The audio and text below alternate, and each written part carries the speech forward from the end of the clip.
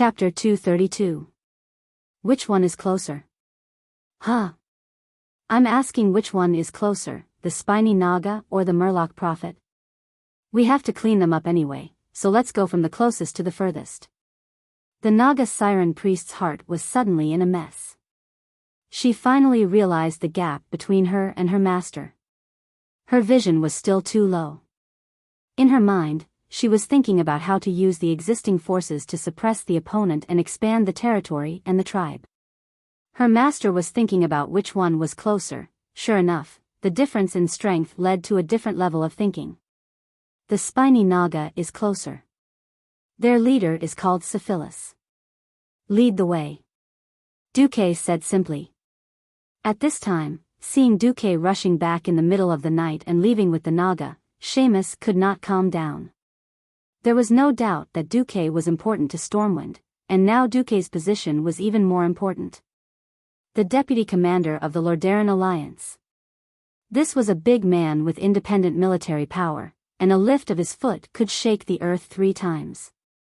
It was no exaggeration to say that if something happened to Duque, at least half of Stormwind's dream of restoring the country would be shattered. Sir Marcus, are you leaving the camp? Well, there's something on the Naga side. Please be sure to wait until morning so that I can arrange guards for you. Duque waved his hand. I can't wait. South Shore may become the main target of the Horde's attack within 10 days. I must recover all the Naga and Murlocs here before that. General Seamus resolutely stopped in front of Duque, but he bowed deeply and lowered his head. Sir, please be aware of your status and importance. What you are shouldering now is not just your own dream, but the dream of restoring the country of nearly 1 million Storm citizens. If you insist on leaving at night, please be sure to bring enough guards. Duque was stunned. It's not that exaggerated, just some Murlocs and Naga. I'm an expert in this area. I can't let the heavy infantry of the Griffin Legion run to the beach with me in heavy armor and then swim. General Seamus raised his hand, and Duque found several groups of people nearby were coming. Not only were their guards wearing full leather armor, holding short swords, hand crossbows, and small round shields, there was also a large group of Marines. If he said that he wasn't prepared, he would be lying.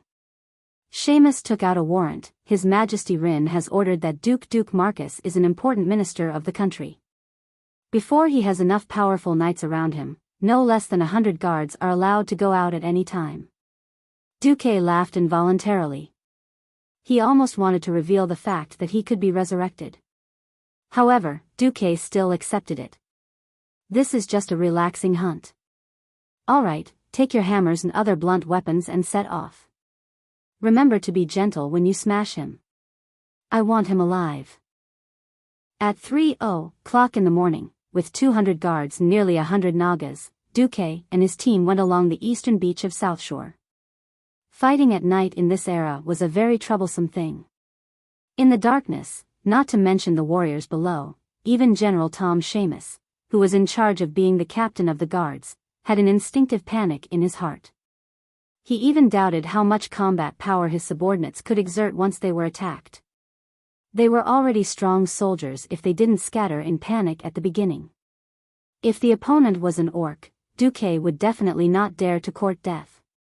But such a low-level Naga, in the past 10,000 years, most Nagas had lived at the bottom of the sea, and their vision was different from that of humans. Their vision was more of perception, just like what humans called night vision. On the contrary, the strong light of noon would have a considerable impact on them. They arrived at the place after 20 minutes. It was a great bay. The concave harbor was surrounded on 3 sides by cliffs that could not be climbed except by expert rock climbers. The remaining side was a beach. Duque and the others almost dripped water when they went in. All right, it's daybreak. Wake them up. Duque whistled. Seamus looked at the moon hanging high in the sky, and the muscles on his face trembled. 3 seconds later, the elite human soldiers who received the order began to shout, which easily alarmed the Nagas who were already extremely vigilant. A large number of Nagas rushed out of the caves under the cliffs, and of course, there were a small number of fishmen who were slaves. Duque noticed that the biggest difference between these guys and his angry and gray-scaled Nagas was that their arms and the fins on their backs were bright pink. Prepare for battle. General Seamus hadn't finished shouting. Duque shouted, close your eyes. Arcane fire magic circuit was fully activated. A huge fireball that was as bright as the noon sun jumped out of Duque's hand and flew at a high speed to a height of more than 30 meters before exploding. The violent flash was like an invisible wave sweeping across the battlefield. The spiny Nagas and their fishmen were all hit. The Nagas who were afraid of light, and the fishmen with big eyes, all covered their eyes in pain, bent over, or rolled on the ground. The enemies were all blind, while their own side was full of energy. In such a state, the spiny Nagas and fishmen could not stop the organized and disciplined slavers under Duque. Although they had good combat power, they could not even exert 10% of their combat power. Moreover, in a blind state, listening to the deafening roar in their ears, they became extremely flustered. Countless Nagas and fishmen waved their weapons in panic, and even poked their own people. Some wanted to escape back to the cave, and some instinctively wanted to escape into the water in panic. The enemies were in chaos. Most of the enemies on land were taken care of by Seamus's men, and those who rushed to the shallow water were dealt with by 1/3 of the male Nagas sent by Vara. All the guys who were blinded were knocked down in just 3 minutes. The defeat of the large force outside, in turn, caused the Nagas who were still staying in the cave to waver. Even if the leader of the spiny Nagas repeatedly howled, calling the Nagas to counterattack, not many red-finned Nagas dared to come out. Even if they came out, they would be served by several human hammers. This kind of whack-a-mole fighting style was popular with most people, although they almost did not believe that all this was really happening. As Duque said, this is just an easy hunt, it was not even a warm-up battle. Come on. Show your face. When Duque shot a fireball that could bend into the cave that was only 15 meters deep according to the system scan, as the specially weakened fireball exploded, the blazing flame forced a female Naga priest with pink fins to roll out. 18 magicians' hands instantly subdued this Naga priest. Duque did not even look at her and directly threw her to Vara. Teach your kind well. If they refuse to surrender, kill them. The red-finned Naga priest and Vara trembled at the same time. Chapter 233. The first rays of dawn appeared. It was another morning. Although everyone who stayed in South Shore knew that a war was about to break out, the increasing strength still gave the townspeople and the defenders a lot of confidence. Especially this morning, the Nagas who once occupied the entire eastern coastline of the town all came to the beach to be scolded by the veteran Naga wearing the emblem of the 100-handed reaper. No one could understand the Naga language, but it did not prevent them from seeing those red-finned Nagas wearing a pair of special scale pauldrons, which represented the identity of Duke Marcus's private soldiers. Oh, as expected of the Sea King. The Storm Army said so. At this time, Duque was waiting for the tide to recede. Originally, Duque wanted to go and deal with the Fishman Prophet early in the morning, but he was told that the guy was on an island near the southwest coast of South Shore. That place was quite troublesome, with many submerged reefs. Even a small boat could easily be unlucky. If people wanted to go there, the best way was to wait for the tide to recede and directly pass through the exposed beach. If it was only Duque, then Duque would directly take the Nagas there. Unfortunately, General Seamus was with him, so he could only wait until the tide receded at noon. Soon it was close to noon. Duque and his party waited for the tide to recede, crossed the rocky coast, and came to an unnamed island. Damn, so many fishmen. There were fishmen in the sea, on the shore, and on the shore. Usually, the Murlocs were in groups of 2s and 3s, even on the beach. But now, Duke felt that the Murlocs were denser than the poor fish in a can of sardines. They were like a bunch of ants squeezed together. Although it was not to the extent that a needle could not be inserted, at least it was absolutely impossible for a sampan to sail in. There were scales everywhere, huge fish-shaped bodies, big eyes, and disproportionate ridiculous hands and feet everywhere. People with trypophobia were absolutely not suitable to see this scene. The arrival of Duque and his party caused a commotion. Vara tried to use the Naga's intimidation to seize control of these fishmen, but Vara failed again. Even though they were afraid and cowering, they never truly retreated or worshipped Walla. General Seamus' scalp went numb. Duke, know that the Murlocs play a very important role in your defense plan, but I still strongly suggest that you evacuate first. We should gather more troops to control this situation, for example, let the Stormwind Navy come. Before the formal transfer of command, the former Blood Sail battleship docked on the coast of South Shore was still under Duque's command. From a reliable point of view, Zimos was absolutely right. Duque didn't want to do that. He controlled the fishmen by relying on his immature coercion and deception. To put it bluntly, it was tyranny. Once the pressure built on the terrifying legend was broken, Duque would never be able to control these fishmen again. Even though the fishmen were all trash, they were still very useful when there were a lot of them. For example, when they used the ice ship to transport 50,000 elite soldiers last time, they didn't have the fishmen to pull the ship. Were they supposed to let the soldiers soak their lower bodies in the water and kick around? Humph. Duque snorted coldly, and the arcane circuit in his body suddenly accelerated its circulation. The noon sun in mid-October was still very strong, but under Duque's terrifying magic power, the surrounding temperature dropped sharply. Beep beep beep beep, a series of explosions sounded, and in the distance of 100 meters in front of Duque to the shore of the island, a frozen road emitting a cold light was forming. The Murlocs screamed in horror and scattered to the left and right, lest they be sealed by the cold air. They instinctively sensed the existence of danger. In just a few seconds, a 5-meter-wide, 100-meter-long ice avenue reflecting the bright sunlight appeared in front of everyone. Gao Naka, the Sea King has been added. The Murlocs screamed. They flinched and made way for a wider passage. Tom, you stay back a little. Duque ordered softly, and then proudly filled the king's avenue that was emitting ice.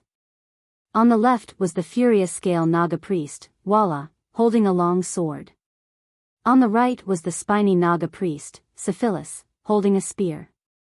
Originally, the Naga priest had the highest status among the Nagas.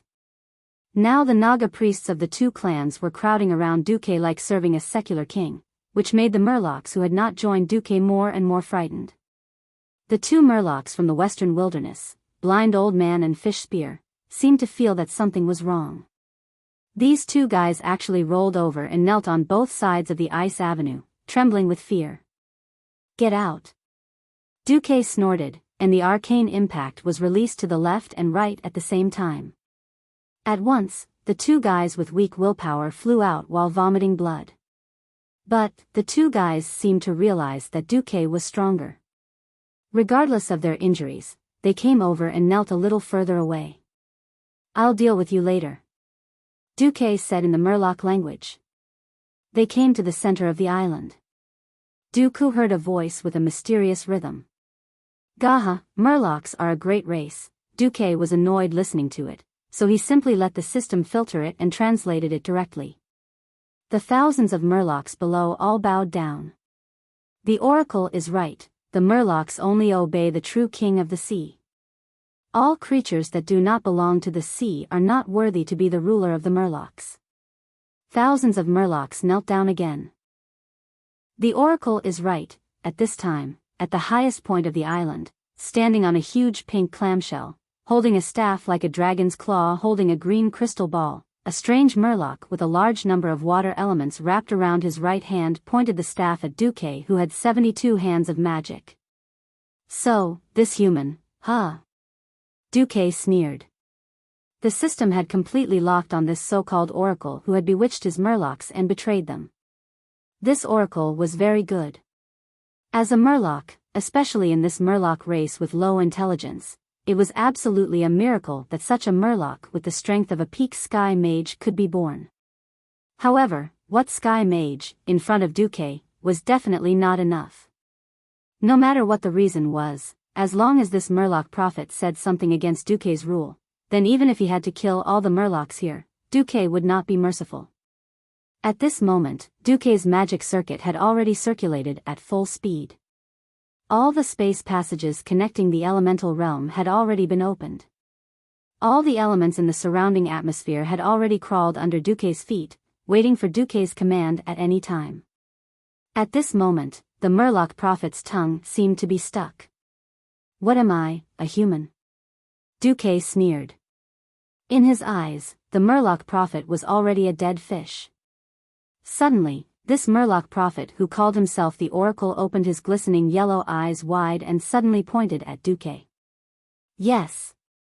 That's right.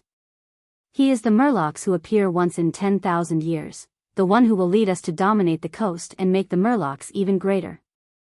The Murlocs below all knelt down to worship Duque and shouted in unison like a tsunami, "The prophet is right. Greetings, my king." Huh? What? Chapter 234. Duke was a mess in the midday cold wind. Even though he was the one who created the cold air, Duke still felt that it was really cold and messy. Duque had 10,000 ways to increase the loyalty of the soldiers and civilians of Stormwind. Because they were all humans, they knew what people needed. To the Murlocs, Duque could only think of ways to maintain a mysterious atmosphere. Sometimes, Duque was even happy to keep his distance from the Murlocs, using the Murlocs' fear of the unknown to maintain a threatening posture. This way, he could maintain his strong control over the Murlocs. But this prophet suddenly bowed down to him. Duque was still very surprised. No matter what, this guy's actions before were to steal his people, and Duque had already made up his mind not to kill it. Break its arms and legs, and let it be a real fish. Look at how kind I am. Now, the person who was at a loss was Duque. Over 10,000 Murlocs knelt down to him, and the Murloc prophet opened the giant clamshell it was standing on. Duque glanced at it. That thing actually looked a bit like a throne. The great king of the ocean, Duke Marcus. Your servant Mauger has bowed to you. Mauger? The Oracle Mauger? Duque was absolutely sure that he had never heard of this guy. But the system notification said, "Congratulations, you have subdued the Murloc Oracle Mauger. It has supreme prestige among the Murlocs, its words are the law, and its language represents fate. You have successfully subdued it, which means that at least there will be no Murlocs in the world who will be hostile to you." Duque frowned. On the other side, Mauger took steps that were incomparably ridiculous in the eyes of humans, using its feet that only had 3 fingers and looked like duck feet to step on the sand on the island. It ran towards Duque and prostrated in front of Duque. "King of the Murlocs, please sit on your throne." Duque did not immediately agree. Instead, he sneered, "Didn't you just say that all creatures that do not belong to the sea are not worthy to be the ruler of the Murlocs? Why did you recognize me as your king?" The whites of Mauger's yellow eyes and black vertical pupils quickly turned twice. In ancient times, there were no living creatures on the earth. The ocean. It was the cradle of all living things. In order to avoid the terrifying existence at the bottom of the sea, the first fisherman grew 4 limbs and walked to the shore. More merpeople are doing it. Duque was a little embarrassed. Why did this story sound so familiar? Some Murlocs are not brave enough. They don't dare to break free from the shackles of the sea. They return to the sea, so they can only find a place to rest in the coastal waters. However, there was a group of brave people who continued to venture into the depths of the continent. After millions of years, they became humans. And Duke Marcus is the destined king among the fishmen's inheritors. Pfft. Duque choked. F***ck, Darwin's theory of evolution actually became like this when it came to you? Alright, do you want me to write the word convinced for you? Smart, but sly. This was Duque's first impression of Mauger. However, the funny fish men over there exclaimed and then bowed again. This scene made Duque speechless. Everyone remember. His Majesty Marcus is our real king. His power is above all the Nagas and sea creatures. Do you remember? Memory dash, the fishmen bowed for the third time. The neat and exaggerated scene made the two Naga siren priests, General Seamus, and the Stormwind elite soldiers behind him completely dumbfounded. What the hell is this? People often said that Duque was the Sea King, but Seamus never believed it. He thought it was just an honorific title. Even when he saw Duque commanding the Nagas and the fishmen, he thought that Duque just used some special means. Who would have thought that he would really witness such a ceremony of worshipping the king? Sitting on the huge clam covered with pearls, Duque was still not used to it. He accidentally thought that if the clam was actually a trap, he would be killed as soon as he sat on it and couldn't be resurrected. Then this story was really a masterpiece. Duque thought too much. At this time, Duque suddenly found that Magar actually used some kind of spiritual connection to directly hover outside Duque's spirit sea, waiting for the call to be connected. Duke thought about it for a moment, but still answered the call. Your Majesty, Magar is at your service. Enough, I'm just a human powerhouse. Why are you doing this? Duque's voice suddenly became cold. No, Magar and the fishmen are sincerely kneeling at the feet of your Majesty. First inciting them to disobey the orders of my messenger, then saying that they are loyal to me? Duque completely sneered. That's because Magar doesn't know the greatness of your Majesty, and the horror. In the spiritual connection, Magar's posture was already prostrating on the ground. Oh. Duque was interested. Magar doesn't want any fishmen to surrender to a false king, but is willing to pay absolute loyalty to a real overlord. Overlord? Yes. Magar not only saw your Majesty's power, but also felt the hundreds of thousands of wronged souls entangled around your Majesty. Only a peerless overlord can do such a great thing. Compared to your Majesty who can change the fate of so many creatures, the entire fishmen race is just an insignificant existence. Duque squinted his eyes. You can see the wronged souls around me? No, I can only feel the strong breath of fate. Magar continued to kneel. All right, I'll forgive your rudeness for the last time. But next time, I'll let the Nagas and deep-sea giants cut off your path of retreat. I'll let all the humans on the land surround you and kill the last fishman in the world.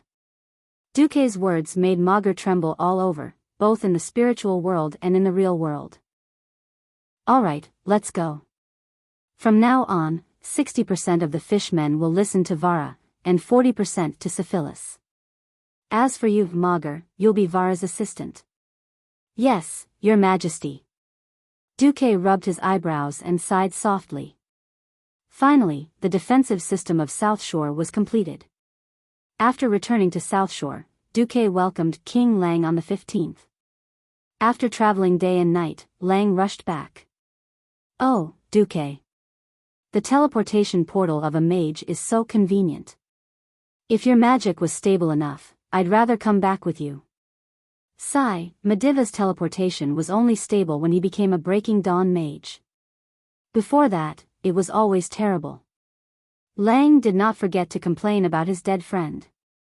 What's the news? Andoin and the others finally agreed to station the main force in South Shore. Main force? Yes, they feel that the orcs have a high chance of going around the west and landing at the North Stream coast. So, the 1st, 2nd, and 3rd Infantry Regiments of Gilness and half of the forces of Rotterdam will be stationed there. The 2nd Fleet led by Prince Kultiras has also rushed over. Duque immediately frowned. Chapter 235. Duque wanted to curse out loud. Isn't this bullsh****? To hell with the North Stream coast. Historically, Orgrim's army did not even travel there. Lang could tell that Duque was unhappy, so he put his hand on Duque's shoulder and walked to the Alliance's headquarters in South Shore.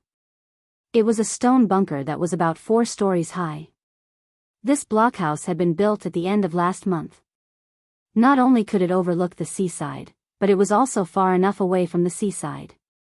More importantly, if they didn't take down the 2 hills that surrounded South Shore, they wouldn't be able to threaten this place. As for those 2 hills, they had long since been melted by Fort Duke. Lang looked at the map and said in one breath. Actually, our forces here are already very strong. Most of the army will still be gathered here. After all, the Alliance chose to station here because this place is in the center of the Eastern Kingdom, and we can quickly use ships to travel to any corner of the continent. We have 50,000 veterans, 50,000 new soldiers, and nearly 100,000 militia who have undergone basic military training. Of course, this is all we have. If we use it all, there are almost no men left in Stormwind. What we lack are cavalry and archers. Fortunately, in 3 days, the Highland Knights and the 3rd Infantry will arrive. That way, we will have 1,000 cavalry and 6,000 light infantry. Almost at the same time, Alterax's Eagle Knights and the 2nd Mountain Infantry will also arrive. 4 days later, the 2nd Dalajan Mage Division and the 1st and 2nd Infantry will arrive.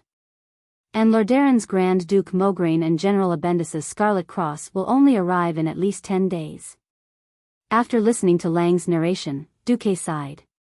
According to the military mobilization capabilities of this era, this was already a very impressive speed. Do not think that the Highland Knights of the Highland Knights were stationed next to the Saladin Wall between the Earthy Highlands and the Hillsbrad Hills. It was less than a day's journey from the east to the west to South Shore. In fact, when the army set off, there were as many things to do as the stars in the sky. And this was because of the invasion of the orcs. The various countries had already entered a state of war. If it was during peaceful times, it would probably take even longer.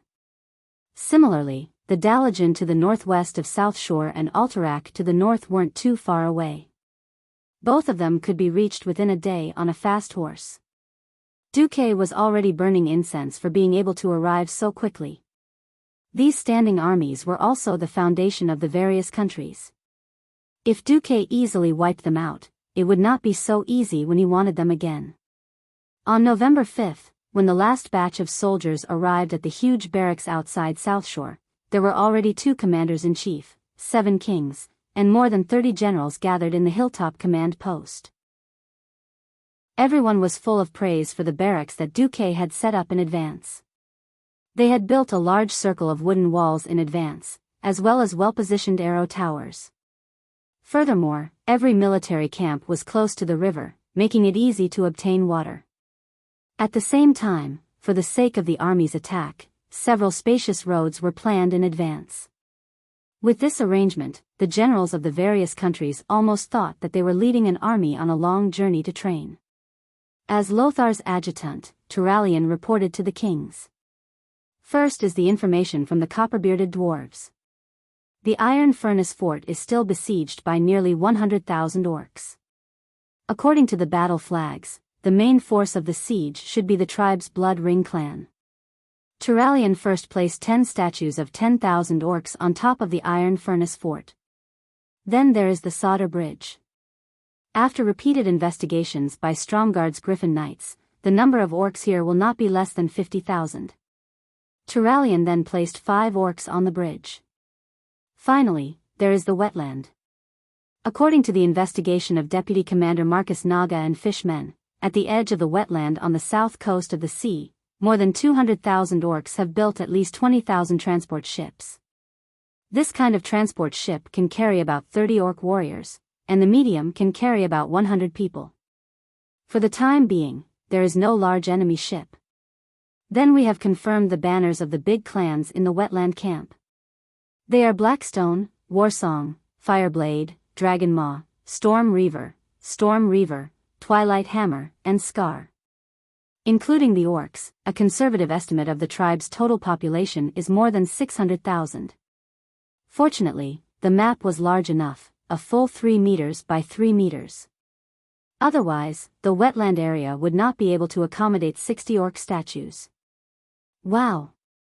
Although they knew that the orcs were powerful, after knowing the number of the enemy, the big bosses could not help but exclaim, the entire South Shore army added up to more than 200,000.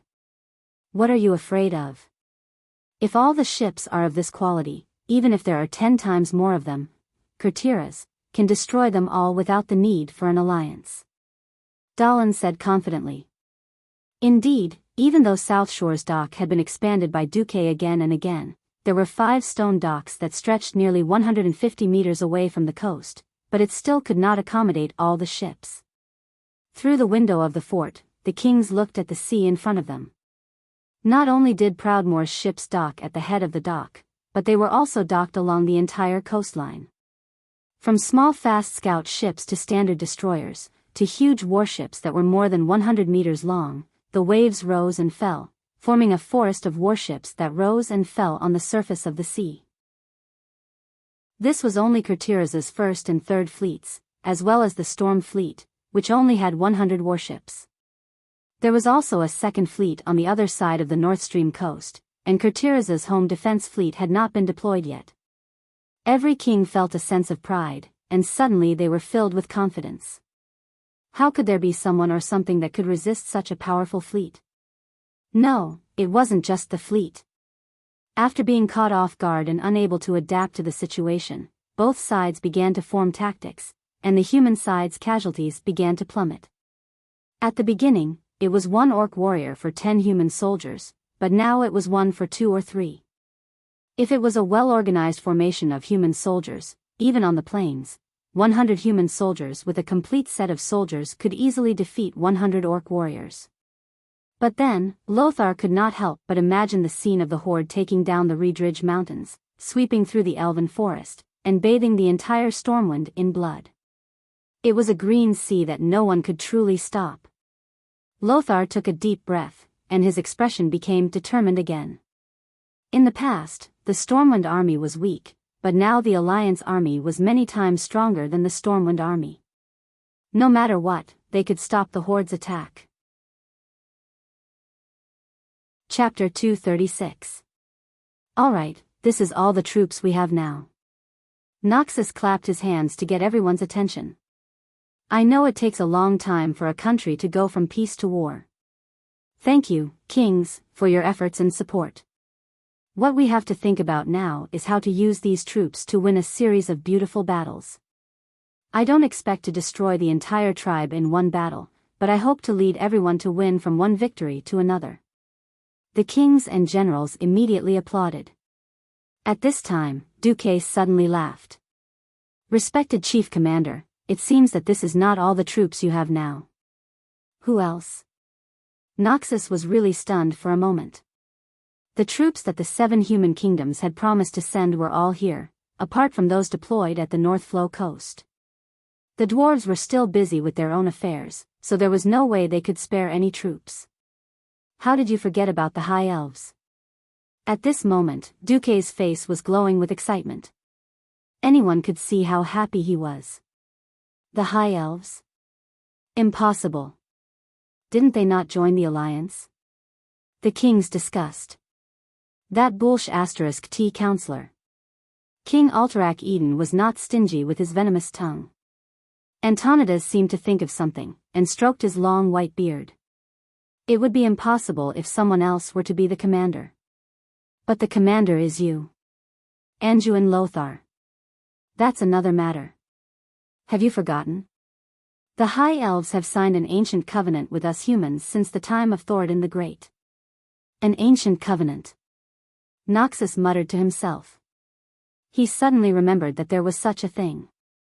But there had been too many things recently, and the High Elves had been so cold to him that Noxus had almost forgotten about it. The old but sly Antonidas stroked his white beard and looked at the restless Duque. He laughed. I think it's better for the 2 commanders to welcome them. Antonidas was indeed steady. He knew that Senator Darkin's behavior on the day of the Alliance had angered most of the kings. For the sake of face, most of the kings would definitely not go. And it would definitely not be the Sun King himself. In that case, it was completely reasonable for them not to welcome him.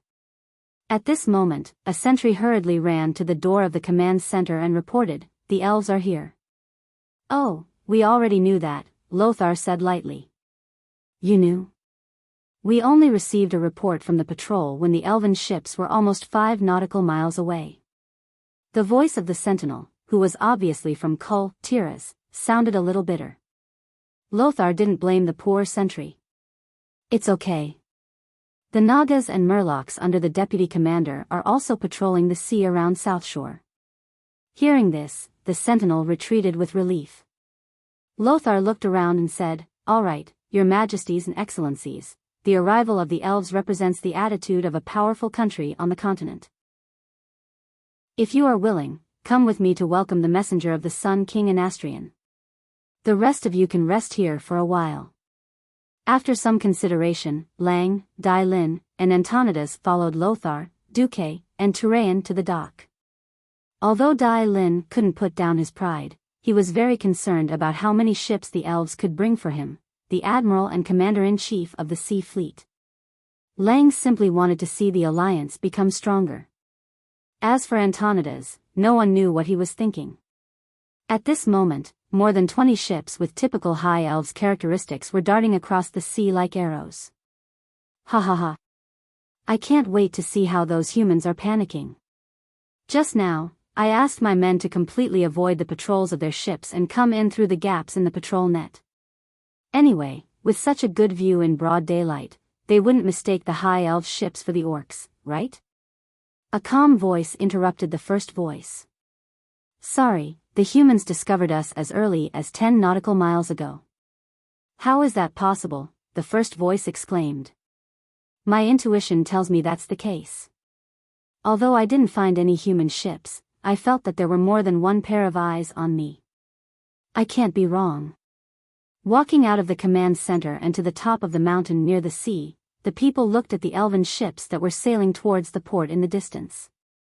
Compared to the tall hulls of the humans, the elven ships were much flatter.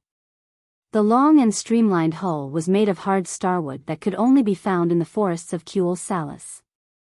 Not only was it hard, but it was also lighter than most ship wood. Not only were there many intricate patterns carved on the hull, but there were also dozens of enchanted throwing carts mounted on the sides of the hull. Formed by 3 sharp cones, the huge triangular throwing carts did not lose out to the ordinary human cannons in terms of range. The ship's bow was a classic example of a hippogriffon pecking at a bird. At full speed, this seemingly decorative bow could also be used as a ram, allowing the elven ships to cut through the hulls of warships of medium or lower like a knife cutting through butter, completely crushing them. Elven destroyers. Naval expert Dalen Proudmoore said softly. They are faster and lighter than our Kultira ships. They carry fewer weapons, but it still gives these ships considerable speed. This is a good addition to our fleet. No, it's an excellent addition. After saying that, the admiral frowned. But isn't this too little? I only saw 8 light speedboats and 16 ultralight scout boats. This is only the configuration of 2 combat squads. Maybe there are more behind the horizon? Turalian said in a comforting tone from the other side of Lothar. No. Dalen shook his head with certainty. This is not their habit. If there are no surprises, this is all they have. Dalen's tone was filled with indescribable disappointment. Perhaps Duque's generosity had made him look forward to more, but the greater the expectation, the greater the disappointment. Dalen's desire for more warships grew especially after he had no choice but to divide his forces to guard the sea near the North Flow coast. He knew very well that it was impossible to protect the entire coastline of the northern continent with such a small fleet. 24 ships also means that our fleet has an additional 24 ships. Duque comforted Dalen. As you said, this is an excellent addition to our fleet. Chapter 237. Dalen was startled, but he quickly chased away the slight disappointment in his heart. After all, the elves were not supposed to join the alliance, and if you looked at it from the perspective of profiting, then it was true. He nodded and agreed with Duke's words. All right. Your Majesties, gentlemen, at all events we must go and welcome them with grace. Lothar was saying, don't be so narrow-minded. Since everyone else was here, they naturally agreed. Thus, they began to ride down the mountain and through the village. Even though Antonidas was in his 60s, he was still able to climb up the horse with ease. If it were the king of Turinas, he would probably need to climb up the stairs and have 5 or 6 people in front and behind him to get up. When they arrived at the pier and dismounted, the first elven warship had just docked. A tall and slender figure jumped down. Her footsteps were so light that there was almost no sound when she landed on the stone pier. It was as if she had landed on a ball of cotton. His long golden hair, which reached his waist, reflected the sunlight and emitted a dazzling radiance. Lothar and Duque heard more than one person gasping for air around them. Of course, the one who gasped the loudest was Turalian, who was beside Lothar. When everyone saw this figure clearly, they were even more shocked by the other party's incomparably dazzling and enchanting beauty that they were speechless. Unlike most of the high elves, who had a delicate figure and pale skin, her figure was actually extremely fit and beautiful despite looking a little delicate. Unlike the mainstream rulers of the high elves, the spellcasters who liked fancy clothes, her clothes were either forest green or oak brown. She wore a pure white shirt with a breastplate and shorts that revealed half of her thighs. A hooded emerald green cloak was flung behind her, and a pair of light brown leather gloves covered her from her fingers to her elbows. Her boots were the same, protecting her knees. A thin sword with a white scabbard and a green blade hung from her belt on her left hip. On her right was a small pouch and a small communication horn. She carried a longbow and a quiver full of arrows on her back. Of course, because the back was slanted, the bowstring passed through the middle of the pair of peaks, making them look even more impressive. Daelin, Lang, and Lothar were all high-ranking figures in the kingdom, and they were always surrounded by beautiful women. In this day and age, a noble man would be embarrassed to come out and greet others if he didn't have many lovers. Not to mention the widowed Lothar, the handsome middle-aged man, Lothar, was definitely a model for attracting bees and butterflies. However, only a few of them could come close to the beauty of this female elf. But no matter which one of them it was, they had never seen anyone who could combine fitness and elegance so perfectly. Noxus could very well understand why his adjutant, Turayan, who had just been baptized as a holy knight and was known for his many virtues such as justice and piety, was captivated by her. At this moment, the greatest tragedy occurred. It was tragic because the table was full of cutlery. Turayan, who was quietly expressing his love, looked at the mysterious goddess in his heart and softly exclaimed, "Darling, I miss you so much." He then threw himself at Duque and pushed him to the ground. Her beautiful face rubbed against Duque's chest like a puppy rubbing against a human. Anyone would think that this female elf and Duque had an extraordinary deep love. At this moment, Turayan felt that the heart he had cherished for more than 20 years was broken. It was crushed by one of his superiors, the Duke Marcus, who had an even more glorious battle record. Although Turalian knew that his unconfessed love was not worth mentioning, he could not control his feelings. His mouth moved as if he wanted to say something, but in the end, he could only remain silent. They were originally a couple. Was he going to break them up just because of love at first sight? No. Absolutely not. The paladin's discipline firmly suppressed Turayan's emotions, and soon, Turayan's rationality prevailed. Noxus gently patted Turayan's shoulder as a silent consolation. However, no one had expected that the situation would suddenly take a miraculous turn at this moment. "Apologies, beautiful lady. May I ask, which of the Windrunner are you?" Duque typed with both hands to show his innocence. Oh, no, it was the back of his hands on the ground to show his innocence. At the same time, he looked straight at the seemingly interesting but actually empty sky. His body stiffened and his face turned into a poker face. Huh? What does this mean? Noxus and the other big shots were dumbfounded. Duque and this beautiful elf were not lovers? Then, was this beauty pouncing on Duque considered an assault? What the hell was this? Logically speaking, the guards around him should have made a move, but no one dared to act rashly. The circle of nobles was messy. One wrong move would mean death. At this moment, the second elven warship docked next to the first elven warship. A green figure suddenly flew out when the ship was 5 meters away from the shore. A furious female yell came from the air. "Servanas, what are you doing?" Upon hearing this voice, the elf lady on top of Duque, and Duque shuddered at the same time. The elf woman, who was now Savannah's, stuck out her tongue and lightly pressed her left index finger on the ground. Her entire body bounced up like a spring, and she stood in front of the big shots of the Alliance with a straight face, as if nothing had happened. Looking at her dignified beauty with a smile on her face, no one would have thought that she was the one who had just pounced on the Alliance's vice commander. Noxus and the others were tongue-tied. They felt like they were in a whirlwind.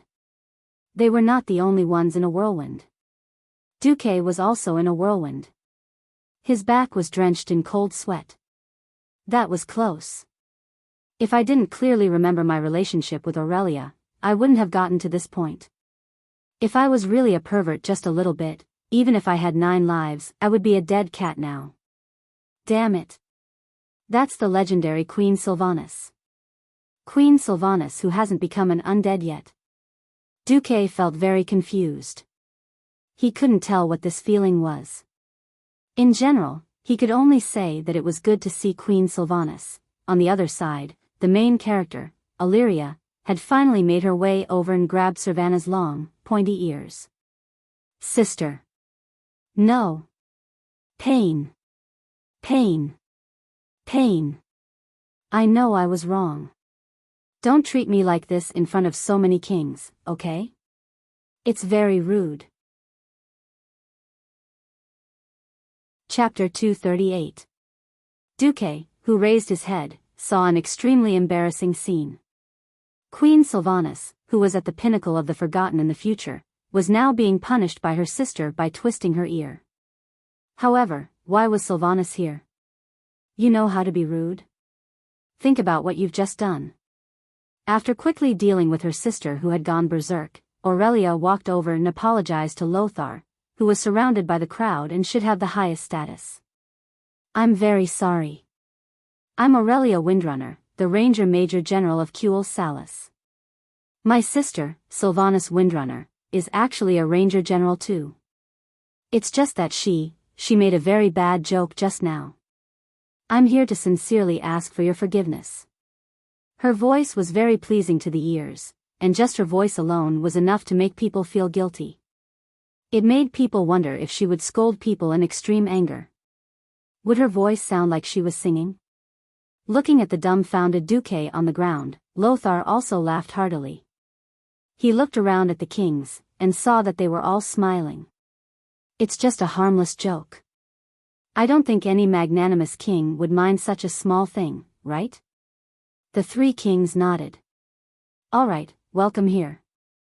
I'm Anduin Lothar, the Commander-in-Chief of the Rotterdam Alliance. Thank you, and thank you for your understanding. Aurelia stared at her sister, and bowed again to apologize.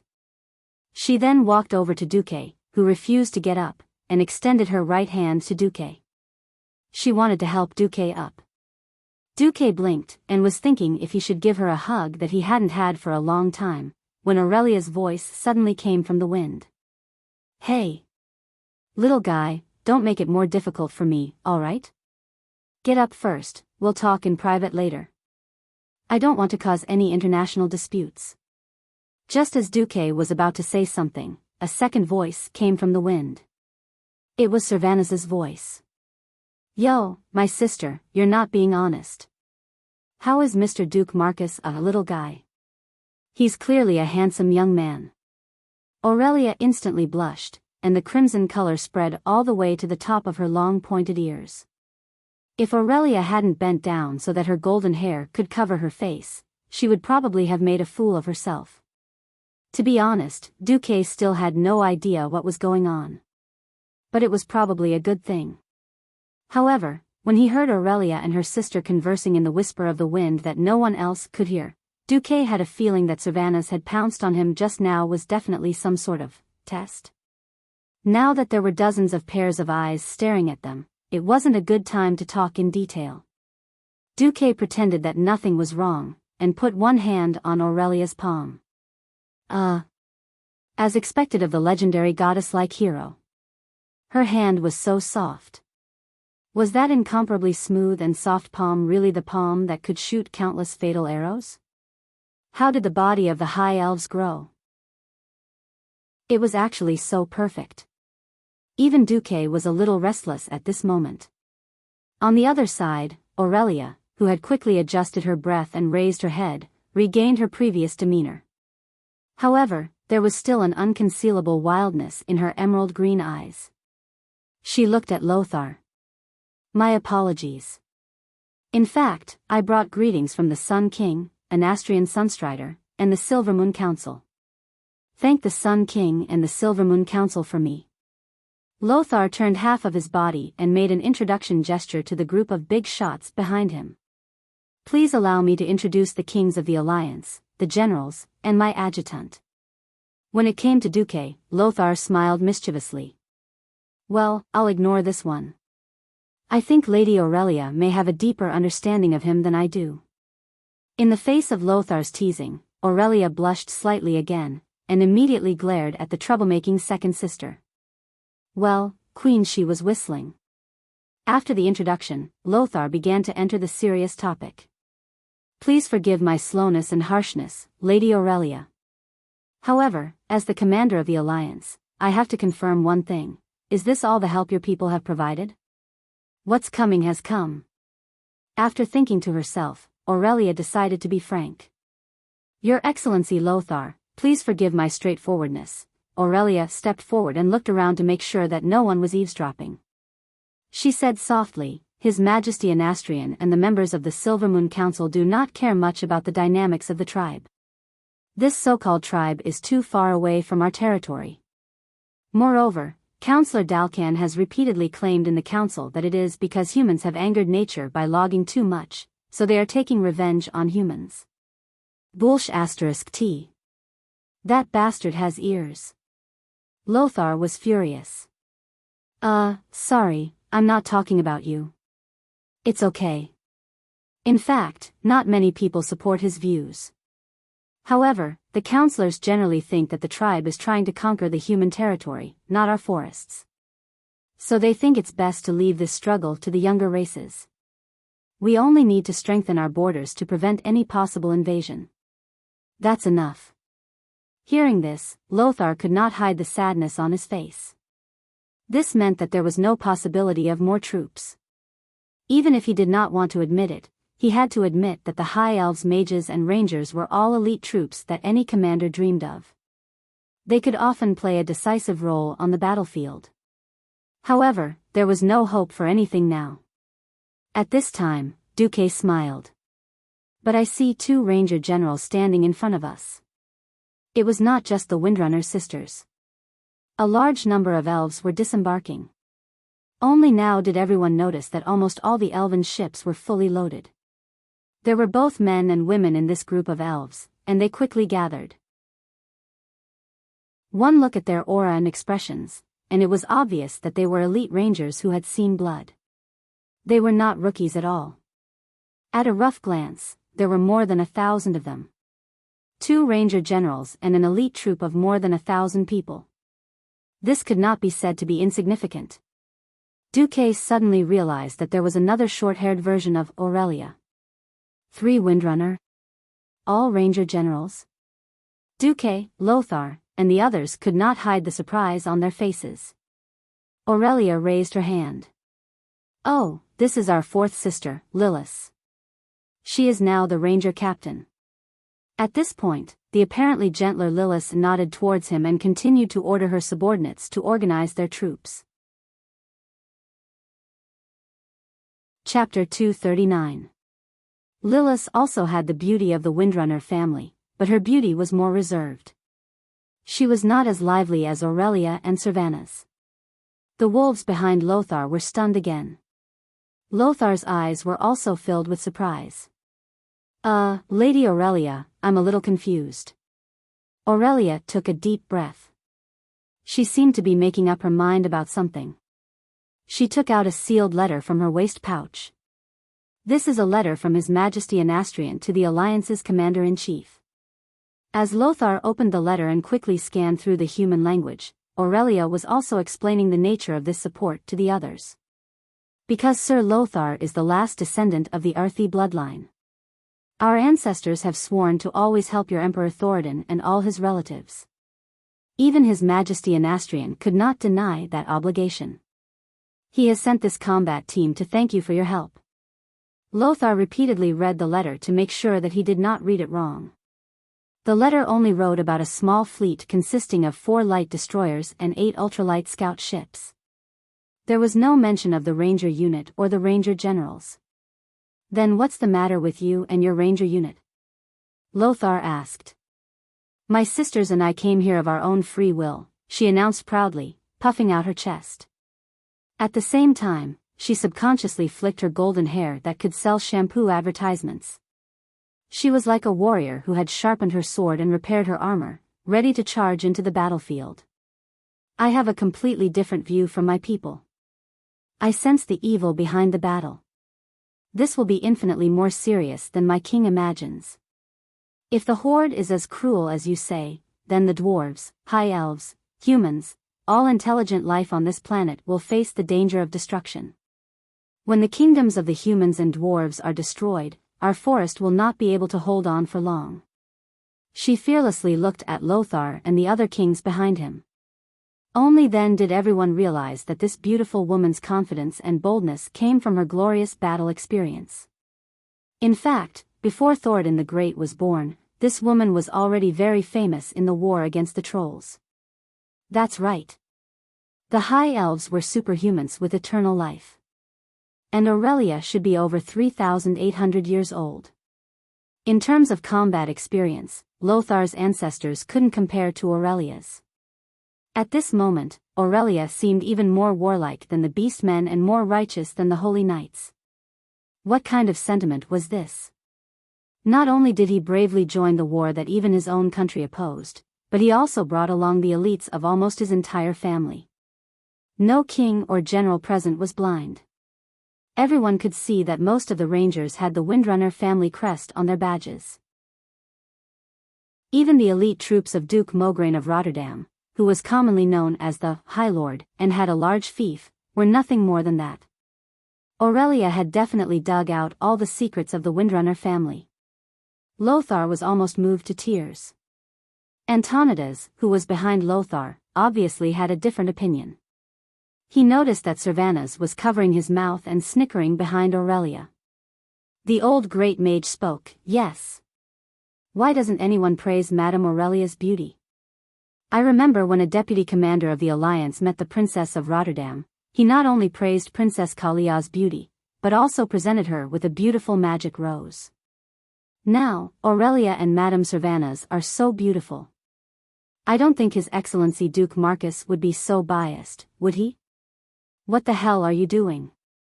At this moment, Lang, Andoin, and Duque glared at the old man. Everyone could tell that Aurelia had probably brought her family's private troops over for the sake of Duque. What are you messing around for? Servanas's gossipy soul was burning fiercely, and he just so happened to add, oh? Is that so? Is the Princess of Rotterdam really beautiful? What kind of magic rose is it? I'm not as ingenious as Sir Marcus, but it's something like this. Antonidas flipped his wrist, and suddenly, an ice fire rose with ice on the outside and fire elements flowing on the inside appeared in his hand. Of course, those who had seen it would know that it was quite different from the one made by Duque. This was also deliberately done by the old man. The old man even ran over and offered the flower to Servanas. This is a compliment to your beauty. Thank you. It was really a compliment. Antonidas and Queen Sylvanas had also forced Duque and Aurelia into a corner. Duque was now very sure that Queen Sylvanas definitely knew something and was making a fuss. And Antonidas, this old man, is a bit sinister. Not only Duque, but everyone could tell that Antonidas obviously did not want the Princess of Rotterdam to marry Duque. Even if it was only a possibility, he had to eliminate it. That's right. If Duque, who had control of Karazhan, really went into the arms of Rotterdam, it would be a huge challenge to the Dalajan's status as the Holy Land of Magic. The books of Karazhan could definitely make the magic level of Rotterdam soar many levels in a decade. As for the High Elves? The High Elves were the ancestors of magic. Seeing through the old man's thoughts, Duque couldn't help but smile bitterly. Of course, he was not interested in going to Rotterdam, which was destined to fail in history. But Antonidas didn't know. Sigh, it's all my fault for accidentally pretending to be a fool. Don't pretend, or you'll be struck by lightning. Well, now I've been forced to do something beyond my abilities. Aurelia was jealous. Beautiful women always had a kind of pride that outsiders could not imagine. If the other party had nothing to do with him, then forget it. The High Elves were a magical race that maintained eternal beauty, and the beauty of a human beauty that was only a little more than 10 years old was nothing to them. The problem was that after Aurelia returned to Cuel Salis, something big really happened that had something to do with Duque. If it were someone else, Aurelia would definitely not care, but Duque. Only Duque. Aurelia really could not ignore it. No need, Duque, I'm an old woman that's thousands of years old, what haven't I seen? I don't need such hypocritical praise. Well, that was what she said, but the look in Aurelia's eyes was completely different. That pair of seemingly calm emerald eyes were clearly filled with indignation and anger. Chapter 240. The System Elf's voice came again. Detected Aurelia Windrunner's hostility toward you under her fake expression. Do you want to load the boss template? Calculating the threat value. The threat value is quite chaotic, but it is strongly recommended that the host surrender immediately. Surrender my ass. What's the point of thinking so much? The translation of that look was, kid, I don't like the look of you. Hurry up and coax me, or else I'll make you suffer later. Duque didn't know what happened to Aurelia. He only knew that everything had a cause and effect. If it was just because of that friendly interaction, Aurelia wouldn't have pulled out the entire Windrunner family. On the other hand, although he hadn't known Aurelia for long, Duque knew that something must have happened to Aurelia. Otherwise, Aurelia wouldn't have minded him fawning over Princess Kalia. After all, among the 3 Windrunner sisters in history, Aurelia was famous for being mature and steady. She wasn't the kind of woman who would be unreasonable and lose her temper at will. Calling herself an old woman. If Aurelia was a warrior, she would be full of anger. Duque's heart skipped a beat. Then Duque understood. Wasn't he just going to show off even more? Wasn't he just coaxing the goddess? Duque slowly turned his head and glanced at Turalyon. He didn't know why, but he felt that the holy light slowly overflowing from Turalyon's head was green. Yes, that must be the light called protection. Duque smiled. His right hand drew a beautiful arc in the air, and the fingers of his right hand closed and fell on his left shoulder. Sister Aurelia, for your beauty, please allow the Duque Orchestra to perform Ode to Joy. Ode to Joy? Did it sound like the name of a song? Was it a hymn? Or something else? But, singing here? A cappella? What did the Duque Orchestra mean? Not only Aurelia, but all the Alliance elders were also curious. In any case, Aurelia had made up her mind. Since she had forced Duque to this point, she would see what he could do. As long as Duque's ice and fire magic rose was worse than that ice and fire magic rose, then he wouldn't accept it and would teach Duque a lesson. Aurelia supported her right elbow with her left hand and her right cheek with her right hand. She looked like she was waiting to watch a good show. Duque activated his arcane and ice magic circuits at the same time. A purplish-blue, mysterious magic array suddenly unfolded beneath Duque's feet. The elements in the air around him trembled and were quickly tamed, as if they had become a part of Duque's body, obediently listening to Duque's commands. Under the noon sun, in the shallow water on both sides of the dock where Duque and the others stood, crystal-clear pillars of ice as thick as an arm suddenly rose. The tallest one was more than 10 meters high. It might not be appropriate to call them pillars, but these hollow ice tubes were even finer than glass tubes carved by craftsmen. Not only were they thick, but they were also crystal clear, much more transparent than most glass in this era. The sudden appearance of so many tubes on the beach next to the dock not only attracted the attention of the high elves who were lining up, but also stunned all the human guards at the dock. What was this? Not to mention the kings and generals, even the elves who had lived for countless years and thought they were knowledgeable couldn't tell what it was at all. Percussion music? Organ? But it didn't seem like it. Duque gave Aurelia the most confident smile, raised his left hand in a very pretentious manner, and snapped his fingers. 28 hands of magic appeared next to the ice tubes in 2 rows, like musicians in an orchestra who were preparing to play instruments. Each pair of hands of magic that emitted soft white light made a relaxed posture similar to a conductor's starting hand. In the next second, the performance began. Bang!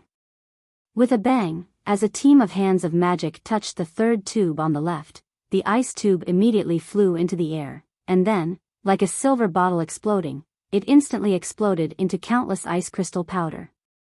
The ice crystals made of seawater exploded and dispersed under the sunlight, forming a gorgeous effect like fireworks. Aurelia's sexy long ears twitched. She seemed to hear a sound. Me? She thought she was hallucinating, but as more hands of magic made the tubes rise into the air and explode like plucked strings, not only did the powdery ice crystals form a colorful rainbow in the sky, but she also heard a complete song, me, fa, soa, fa, me. This was a song that crossed endless time and space, civilizations, and worlds. Beethoven's classic, Ode to Joy, was presented in the most magical form in Duque's hands. The joy and excitement in the song were all clearly and unmistakably conveyed to the ears of everyone present. Most of the human soldiers were uncouth and instinctively felt that the rhythm was pleasant and joyful. But the high-ranking nobles and kings knew what was good for them. Of course, the most knowledgeable were the high elves, who had spent thousands of years of boredom and immersed themselves in music and art when they had nothing to do. Most of the high elves were self-proclaimed nobility and looked down on a young and short-lived race like humans. They felt that humans were very uncouth, but in fact, they were not much better than the so-called barbaric orcs. Duque had completely changed their views. Not only in their eyes, but Duque had an unparalleled talent for songwriting. There was also Duque's extraordinary control of magical elements. Most of the high elves who were rangers were not very talented in magic, but it did not mean that they had no vision. The long years had given them unparalleled experience and vision. They could almost see at a glance that although Duque's mage level was not high, his exquisite and terrifying control of magic was definitely not inferior to most of the members of the Silver Moon Council. What level was the members of the Silver Moon Council? They represented the pinnacle of the High Elves' magic civilization. It would not be an exaggeration to say that they stood at the peak of the magic field in the entire world. This was quite a high evaluation. Looking at Duque waving his hands lightly like a conductor, pretending to direct those hands of magic to play the song without making any mistakes. The 3 Windrunner sisters who were present were angry and amused at the same time. But the 3 sisters who had seen through Duque all regarded it as a small mistake in casting multiple spells. After all, normally, no one could do so many different things at the same time without making a mistake. Oh, so he is Duke Marcus, the calm Lilith said softly to herself. In the whisper of wind, Servanas laughed and said, "You really are a little guy with endless new surprises. No wonder Big Sister loves you so much," not hesitating to, "Enough." Aurelia interrupted Servanas in the whisper of wind. Ignoring the others' reactions, Aurelia the Great Demon Queen was very satisfied. She walked over in public and gave Duque a passionate kiss. Well, unfortunately, it was on Duque's forehead. Little brother Duque was speechless. Damn. Chapter 241. In any case, as long as the Demon King Aurelia was satisfied. Looking at the emerald green eyes that turned into crescent moons, Duque knew that he had finally passed the test. Unconsciously, Duque touched the place where he was kissed. That kind of touch that was softer than rose petals seemed to linger on his forehead, unable to disperse, leaving a lingering fragrance. She seemed to know that she and Duque had overshadowed the host. Aurelia returned to her serious mode. General Lothar, my people are the best scouts and sentinels. If it is an enemy on land, I can ensure that the troops will receive the news when they are 2 days away from the enemy. Lothar smiled and nodded, thank you for your reminder. Unfortunately, our enemy is on the other side of the sea. We can only rely on Admiral Dylene's reconnaissance fleet and Deputy Commander Marcus Naga to obtain intelligence. Perhaps in the next battle, you and your people can only be used as archers for the time being, but we will ensure your safety. There is no place on the battlefield that is absolutely safe. Aurelia said seriously. I know. You and your people will know when you go there. Lothar glanced at Duque and smiled mysteriously. Before that, please wait patiently for the arrival of the reconnaissance report. Aurelia soon understood what Lothar's smile meant. First was the battle position. It was the second highest position on the 2 hills near the South Shore port. The firing holes made of hard bricks were quite strong. Even a small caliber human artillery could not penetrate it at once. Not to mention ordinary ballistae, bows and arrows and other long-range attacks. This position seemed to have accurately calculated the range of the Elven Rangers' bows and arrows. Almost from the port to the foot of the hill, the distance of 300 meters was the Elven Rangers' range. In terms of safety, it was also guaranteed. The highest place was naturally the ballistae, catapults, and cannons. The Elven archers were the second layer, the third layer was the human javelin soldiers, and further down were the 2 layers of pikemen. With this kind of 3-dimensional defense, unless the lower 3 layers were completely destroyed, the Elven archers would not be in any danger at all. Even if there was danger, the specially set retreat route along the hill and a spacious tunnel running through the entire hill were enough for the Elven Rangers to evacuate the entire position in a few minutes. Then came the encampment. Duque seemed to have predicted that the elves would come. He had specially left a quiet little valley for the elves. Not only were there a large number of towering trees in the valley, but there was also a small clear mountain spring. In addition, there were also many fruit trees. It was the harvest season, and the valley was full of fruits, which tempted the elves. This was a ranger's favorite. Aurelia was dumbfounded. Big sis, you said he's only a 15-year-old kid, but I don't see how he's young. She even knew what you loved the most. Hee hee. You've done your best to mobilize almost the entire Windrunner family. In the end, it's all for your little lover, right? No one would say anything about this. Why did you try to cover it up? Be frank. Servanas teased his big sister. Sister, we are sisters. I am nearly 1,000 years old. I am no longer a child. I don't think there's anything to be ashamed of. Humans are short-lived species. Since you like it, you should cherish this short period of time. But I hope that you can speak frankly in the future. There's no need to use things like world crisis or righteousness. Lilith bowed respectfully to her big sister. Aurelia was wrongly accused. If there really was something going on between her and Duque, then so be it. Among the High Elves, this kind of thing was very casual. Many of the High Elf nobles lived rotten lives. But she wasn't. She had always been clean, but after what happened, even her sisters didn't believe in her judgment of the big picture. But Aurelia couldn't refute. In the end, you've gone too far. Aurelia actually burst into tears. This time, it was Servanas and Lilith's turn to be dumbfounded. Could it be that there really was nothing going on between Big Sis and that human youth? On the other side, Duque was in a mess. He had been showing off in front of Aurelia, but High Lord Mograine had come looking for him before nightfall. Originally, Duque was quite interested in befriending Mograine. After all, he was a famous figure in the future, and definitely a hero in Azeroth's history. With Duque's intention to befriend him, the two of them quickly called each other by their names. Who knew that after Mograine pretended to talk about the situation for a while, he actually changed the topic and said that he should visit Lordaeron more often when he was free. Finally, the dagger was revealed. Ah! That Duque, actually, if you can achieve great things as the deputy commander of the Lordaeron Alliance.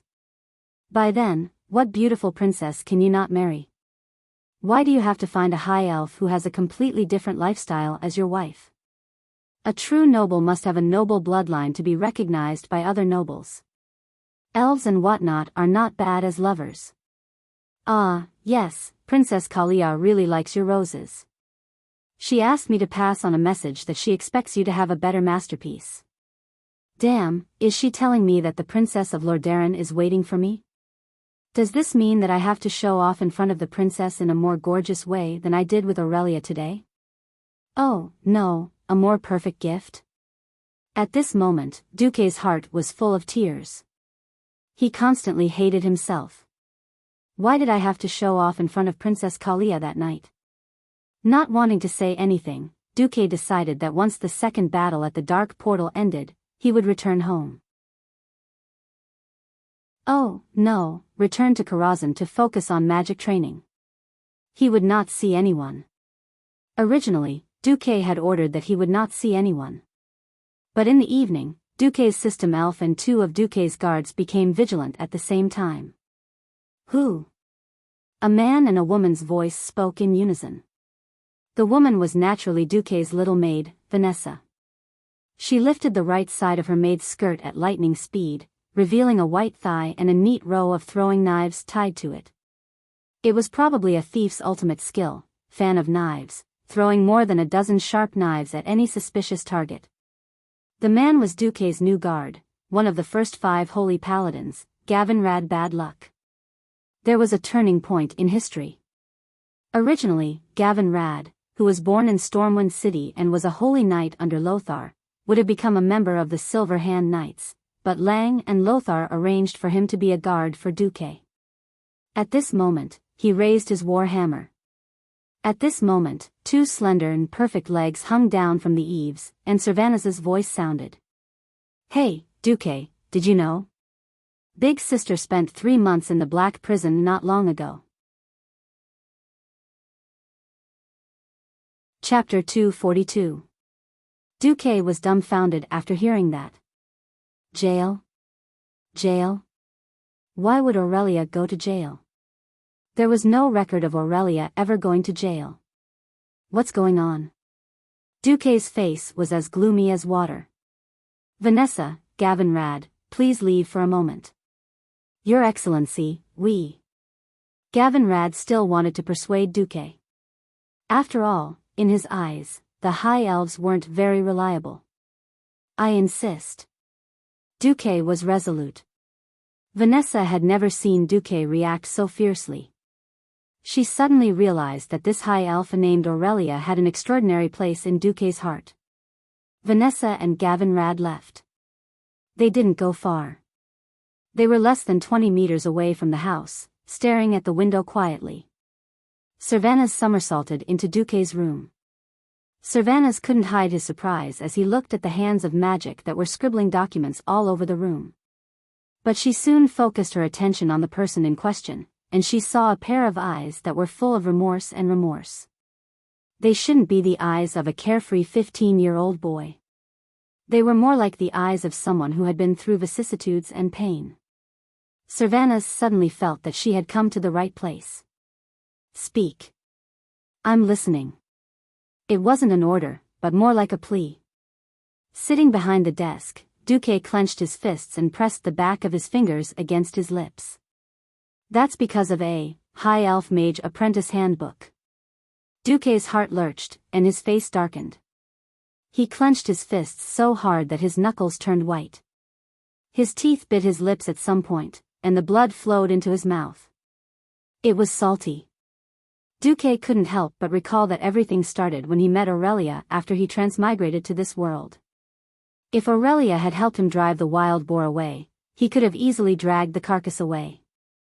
In that case, this letter containing the secret manual of the arcane fire circuit that the Sun King had imparted to Kale, that was the key to Duque's true rise.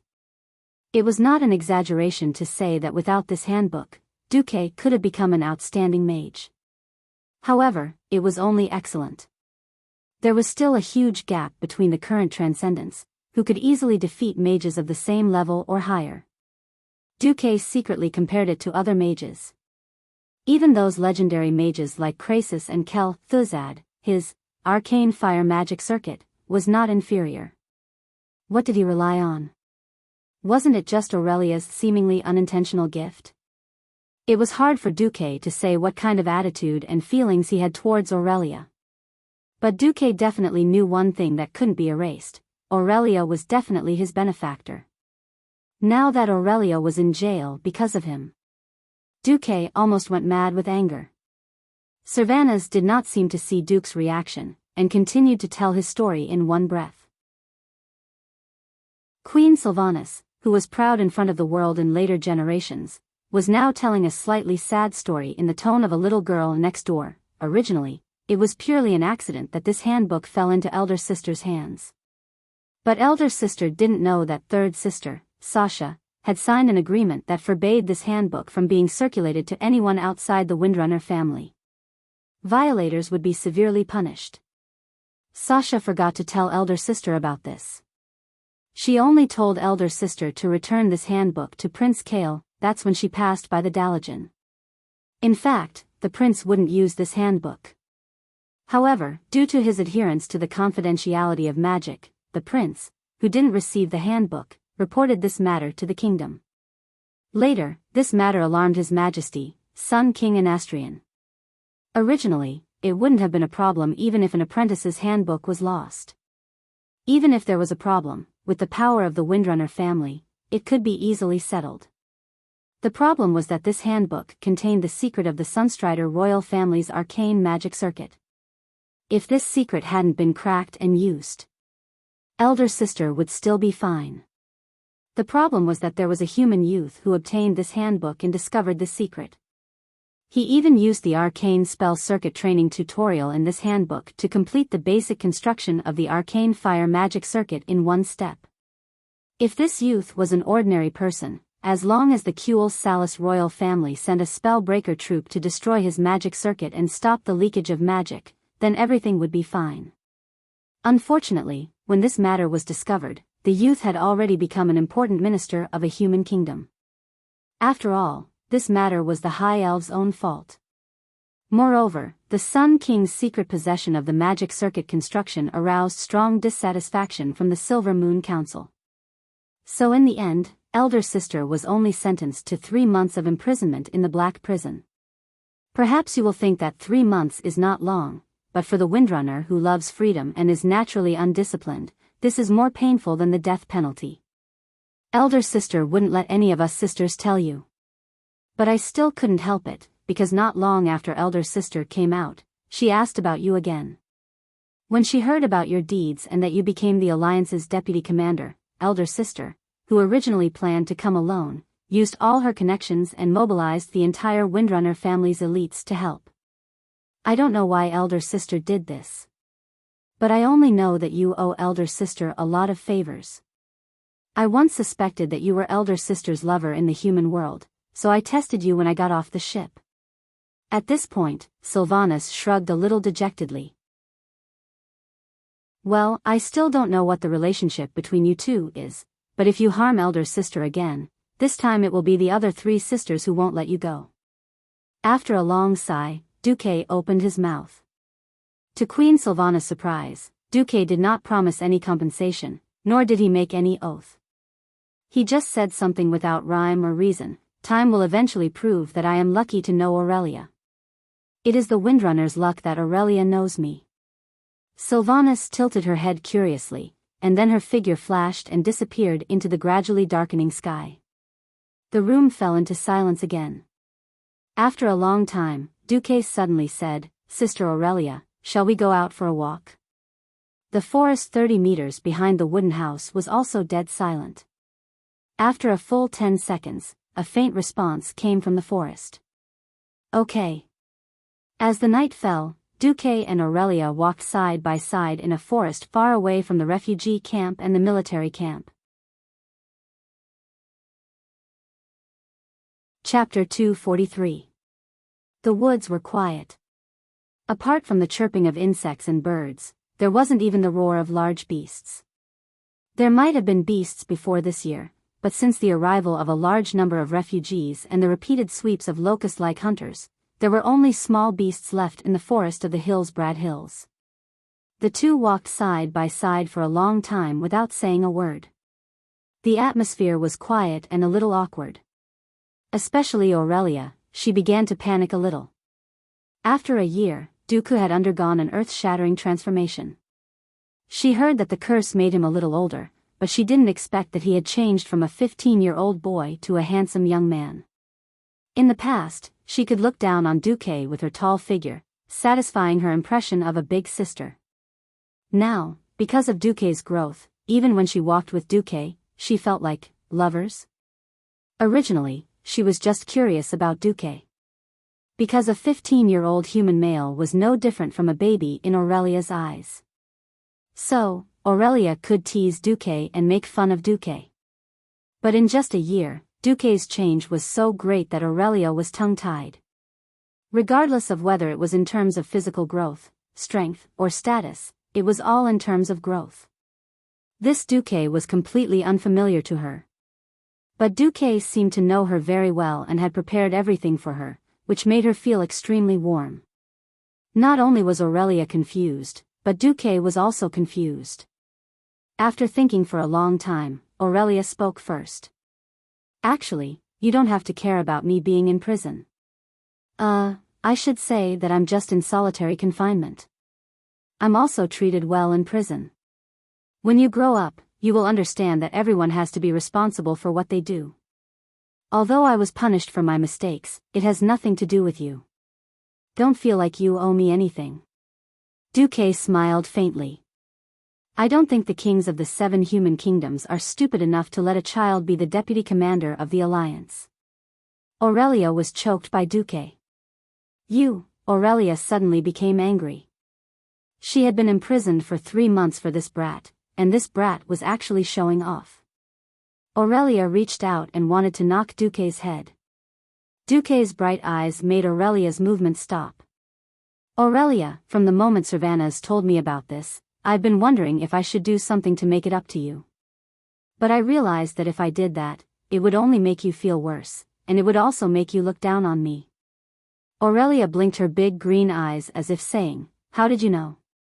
Not only do you have a sense of responsibility, but you are also a person with a sense of justice and fairness. You will feel that it is your responsibility.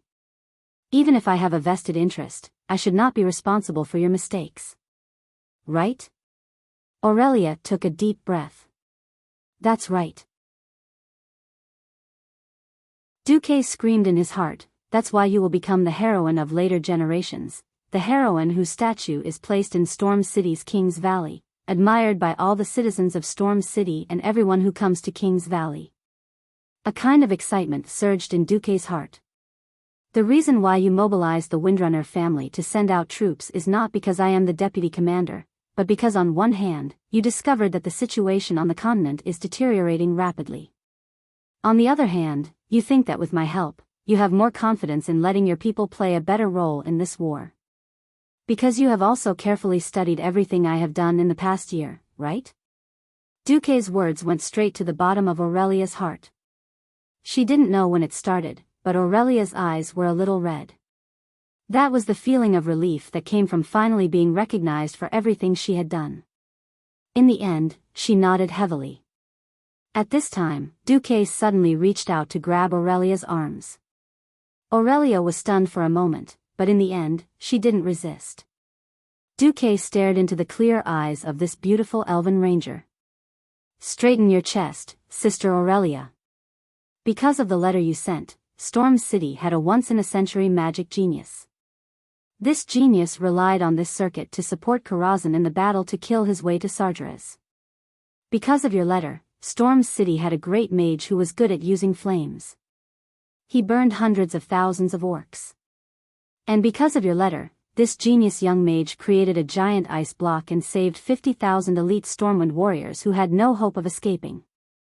In the end, because of your letter, a new legend was created, and this legend continues to write the legend of him and Aurelia Windrunner as the deputy commander of the Alliance. With your momentary sacrifice, you cultivated a child of destiny who changed the history of the entire continent, and even the fate of all intelligent creatures on the planet. Sister, will you feel better if I say this? Duque's words were like enlightenment, and it suddenly made Aurelia wake up. Aurelia's eyes were filled with that almost untamed wildness again. Oh, why didn't I realize before that you are so good at talking, kid? In that case, my 3 months in the little black room were not in vain. It seems that I should consider giving you a trophy or something. Duque smiled. That's good. Stop being so smug. I spent 3 months in a little black room with no fun places to go and no books. That's not a small price to pay. Kid, are you ready to be my servant? I've been very busy recently. I probably have to work for someone, and it might be 100 years later, Duque said seriously. Bastard. No one can renege on a debt to me, Aurelia Windrunner. No one. Aurelia pretended to roar and choked Duque's neck. Humph. As a man, he will definitely not owe anything. Oh, that's it? Aurelia suddenly remembered something. We sisters look quite similar, and you humans all look the same to us high elves. How did you tell us apart? Luckily, you did, or else I really wouldn't be able to defend myself. Duque remained silent, because everything he said could be used as evidence in court. Yes, if he confessed, he would be severely punished. If he resisted, he would be lenient, and he would go home for the new year. Unfortunately, Duque only controlled his mouth, but forgot to control his eyes. He unconsciously glanced at Aurelia's cleavage. With just one glance, Duque was in trouble. Aurelia suddenly realized that this little bastard could tell them apart based on the weight of the Meat Mountain Demon King. You bastard, slap. A crisp slap came from the forest, startling countless birds. Chapter 244. Ouch. Ouch. Ouch. The mighty Sea King, Sky Wizard, and Alliance Deputy Commander Duke Marcus was in a small wooden hut, nursing his wounds. Sir, you have no self-respect. There is no need for you to accommodate that wild woman from Kuel Salus. As a powerful wizard who deserves the most perfect protection, as an important minister of Stormwind, as one of the most important figures in the Alliance, you should consider finding a suitable noble lady to marry. Instead of running to those wild women who jump around in the forest all day and getting beaten up. Gavin Rad was using holy light to treat Duque's wounds. Duque grimaced, but did not refute Gavin Rad's words. This did not mean that Duque approved of it. It was just that it was useless to say anything. Gavin Rad Misfortune, as the most capable of fighting among the new generation of Stormwind City nobles, was forced by Lothar to attend Archbishop Fael's ceremony and became one of the 7 Holy Knights. Unfortunately, among the 7 Holy Knights, Gavin Rad's strength was only above the weakest Windsor, and even below Bolvar, whom Duque had forced in. As one of the 5 Holy Knights in history, Gavin Rad also had the least presence. In the later Battle of Andoril, Gavin Rad died at the hands of Arthas, who had turned into a Death Knight. It was not that Gavin Rad was weak. In terms of strength, if the strongest Uther was defined as the maximum value of 100, then Gavin Rad would be around 82. It was probably at an excellent level. The main reason was that the other Holy Knights were too arrogant.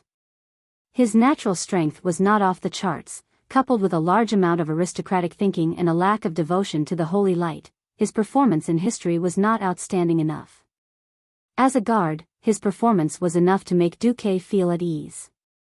Even though he knew that Gavin Rad was doing it for Duque's own good, sometimes some words were very harsh, such as, Sir Marcus, if you need to vent, I would suggest that you.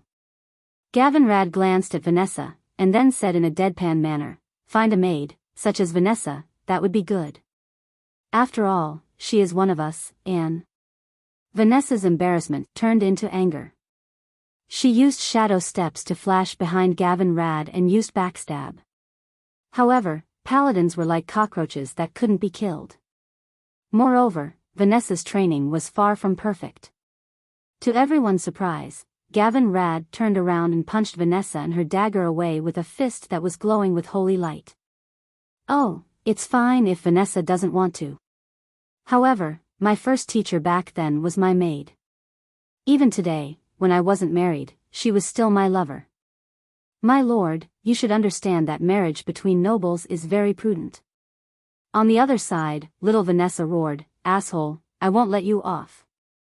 Hey, Vanessa is my maid. Of course, sir. I'll try my best not to hurt her. As he spoke, Gavin Rad sent Vanessa flying with another punch. All right. I know which family I'm going to marry. Don't talk about this anymore. Understood, my lord. Apart from thinking like a noble, Gavin Rad was also an excellent paladin. However, that was all. Duque would send Windsor to help him control the Marcus family's private army, but he would not let Gavin Rad go. In the following days, the relationship between Duque and Aurelia. How should it be said? It should be normalized. Things would go as they should. They would not be overly intimate, nor would there be any so-called estrangement. The two got along naturally. The only problem was that Aurelia still often treated Duque as a child. Lothar also teased Duque from time to time, saying that he had occupied the two most beautiful elven rangers, but could not eat either of them. Time entered November 11th, Lothar found that there was nothing that could make him laugh. The Griffin sentries stationed near the wetlands, near the mountains around Iron Stove Castle, had returned, almost as corpses. In order to ambush them, the Horde had sent out a large number of search teams. Proudmoore's ship had also returned. And Duque's Naga scouts. They all brought the same bad news. The Horde had seized more than 90% of the land of the dwarf kingdom of Cosmodan, and began to use the dwarven mines to build their own ships. Unlike the wooden transport ships before, the ships were large and rough iron ships. They were very clumsy, but they could carry thousands of orcs in their cabins. These ships would quickly carry the Horde across the water. Their target was obviously South Shore, or to be precise, the west coast of South Shore. Because these days, there had been countless Horde scouting boats trying to pass through the Naga and Murlocs to investigate the movement on the west coast. South Shore, on the other hand, did not have a single Horde scouting boat. It was completely like an abandoned target. It seemed that if the Horde successfully landed on the west coast of Hillsbrad, they would be at the midpoint between here and Gilneas, not far from the territories of Gilneas, Dalagen and Alterac. Then the Horde would have the initiative, and the orcs could attack in any direction. If the Alliance could move quickly, they could wait for the Horde to arrive and fight them head-on. Gather the army. Lothar roared, abandon everything we don't need. If we are alive, we can send people back later. Now, we just need to maintain speed. Let's go. Let's go. When his other adjutants were about to go out of the headquarters to gather their own troops, Lothar turned around and looked at Duque. The king stood next to him. Sorry, your South Shore defense line seems to be useless. The Horde has changed a great chief, and it feels much smarter. Lothar comforted the young Duque. Not only Lothar, but many others also gave Duque a comforting look. Everyone knew that Duque had spent an unimaginable amount of effort to build the South Shore defense line. As the representative of the elves, Aurelia also attended the meeting. She almost wanted to go up and comfort Duque. At this moment, Duque suddenly spoke. General Lothar, do you want the few elites of the Alliance to fight against the Horde in the open wilderness? Lothar looked a little unhappy. What else can we do? We can't control where the Horde will land. We can't set up a long defense line along the entire Hillsbrad coastline at this time. If the Horde lands on the west coast, they will directly bypass your defense line in the direction of the sea in South Shore, and all the Alliance troops will be surrounded and annihilated in South Shore. Lothar was half explaining and half commanding to Duke as a senior tactician. At this time, he and Aurelia both saw the corner of Duque's mouth raised. Then let the Horde come to South Shore themselves to die. Duque snapped his fingers, and Windsor immediately understood. He walked out of the command post and waved 2 red flags high. Then the next moment, countless forts suddenly appeared on the hills in the distance where there was only green. Lothar and the others were stunned. Chapter 245. That's impossible. One by one, the green trees fell to the ground, revealing the behemoths behind them. They were grayish-white fortresses of varying heights, some with 2 floors, some with 4, and some with 5 floors. They followed the winding terrain of the hills by the beach, extending all the way to the horizon.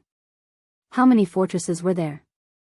It was as if Duque had captured all the stonemasons and carpenters in the world overnight and made them work for 100 years in an instant. King Turinas and the others were not familiar with Duke. Even Leon and Lothar, who had witnessed the miracle of cement, were confused. When did Duke get so much cement? When did he organize the craftsmen to make so many fortresses? He had practically fortified the entire coastline. Not only the leaders in the command center, but even the soldiers who passed by the mountain could not help but point at the things on the mountain. Seeing Duke conjuring up so many bunkers like magic, everyone in the command post felt a sense of reverence as if they were worshipping a ghost or a god. Are all these real? Lothar could not even speak properly. Fake. Most of them. Duke shrugged his shoulders and shrugged. Also, spreading the troops evenly across a long defensive line is the work of a fool. I don't want to do such a thing. Then, Duque raised his chin and waved at Windsor. 2 of Duque's private soldiers carried a fortress over. The leaders in the command center were stunned again. That's right, 2 people carrying a fortress that weighed who knew how many tons. Wait. Finally, a sharp-eyed fellow saw the problem. It was the color of wood. Wait. This so-called fortress is all made of wood? King Salas of Stormguard could not help but ask. Duque smiled in a self-righteous manner. Of course, in the eyes of the other kings, it was a sneaky smile. To be precise, most of it is made of very thin planks with a wooden frame. Don't worry, it's very sturdy. Unless there's a strong gust of wind for more than a day, it won't break. A group of big shots walked out of the command center and looked at the bunker again and again. They could not help but praise Duque's wonderful idea. At first glance, it looked like a complete house, but in fact, all the materials used were minimized. The inside was filled with wooden planks and strips, and the outside was smeared with lime and mud, making it look like a blockhouse made of bricks and wood. If one were to look at it from afar, no one would be able to tell that it was just for show. Not to mention ballistae and cannonballs, even an arrow would be able to pierce through this thing. The problem was, if so many of them were placed on the hill, it would be very tall. It was a steel line of defense. Duque clapped his hands. All right, I've arranged for the javelin throwers to be stationed at the key points. Next, I'll have to trouble Aurelia to send half of her rangers to defend the key points. Together with Admiral Dalen's patrol ships and my mere people, there should be no loopholes. General Dylin was obviously delighted. Aurelia, on the other hand, rolled her eyes at Duque flirtatiously. The flirtatious look was fake. The main thing was that Aurelia remembered how Duque had tricked her into tracking him. Those eyes were clearly saying, "Little thief, you're the most cunning of all." Of course, it was a different matter from how others saw it. King Alterac Eden muttered unhappily, "Didn't you say that the tribe changed to a new chief? Is this guy smarter than before? Will he fall for it?" This was indeed a problem. But it was not a problem for Duque. After the demonstration, everyone returned to the command center. Hee. In fact, this new great chieftain has always been my and Lothar's old rival. Duque laughed heartily as he looked at Lothar. Black Hand is just a brute. All his previous strategies were the ideas of his deputy, the current chief, Orgrim. If you pay attention, you'll find that this guy's fighting style is actually the same as his opponent's sudden inspiration in the Elven Forest. Lothar rubbed his chin as he recalled the past. Yes, I'm also curious about the enemy's commander. He can fight head-on and has strategies and tactics. I thought he was an enemy with a strong sense of the big picture. I had my doubts for a long time after killing Black Hand. Such a smart guy shouldn't have challenged me to a duel. Hey! You haven't answered my question yet. King Eden was very unhappy. Why do you think he'll definitely send the tribe to their deaths at South Shore, where we have the best defense? Based on the fact that I understand my enemy. Based on the fact that they will think. Since we are going to attack by force anyway, we might as well attack the place with the best landing conditions. Duke purposely paused for a moment. There must be people who are not convinced by my words, right? Humph. King Eden snorted coldly. Duke raised his right hand and pointed his thumb at the huge block of ice that was placed next to the window of the command center. During the previous alliance meeting, some people questioned whether that ugly head belonged to the tribe's chief. Now we can try it. If the tribe really refuses to come, we'll hang the head at the gate of South Shore and raise the war flag we stole. We'll know whether these two things are real or fake once we try them. When Duque said this, Lothar's eyes lit up astonishingly. Lang even clapped his hands in amazement. Good. If the old king of a country was killed on the battlefield and even his head was cut off, what was the easiest way for the new king to establish his authority? Wasn't it just to kill the old king's enemy and clear his name? It could also boost the morale of the people. The same logic applied to the tribes that were more courageous and valued individual strength more. Antonidas stroked his long white beard. Are we going to hang the chief's head from the start? No, no, no. Duque shook his right index finger. That's too wasteful. I'm very confident that Orgrim will attack South Shore. This move is just a safety measure, or it can only be used when forcing the tribe to bleed. Force the tribe to bleed, how ruthless. The kings could already imagine how the tribe would feel when they found out that South Shore was a super tough nut to crack and was about to retreat but had to continue sending troops to deal with this death trap. That wasn't all. Duque drew a line on the map. As long as the tribe can't cross the sea through this shortest route, they'll have to make a big detour no matter if they go west or east. By then, Daylin, your fleet can. If the tribe went around South Shore through the wetlands, it would be hundreds or even thousands of nautical miles no matter which way they went. If Dalen's fleet couldn't even handle the transport ships that wouldn't resist, they might as well sink themselves. Chapter 246. The entire command center echoed with King Dalen's laughter. It was definitely a good sign on the eve of a great war. Everyone knew that the Horde was powerful. The depressed atmosphere in the command center had also spread to the middle-level commanders.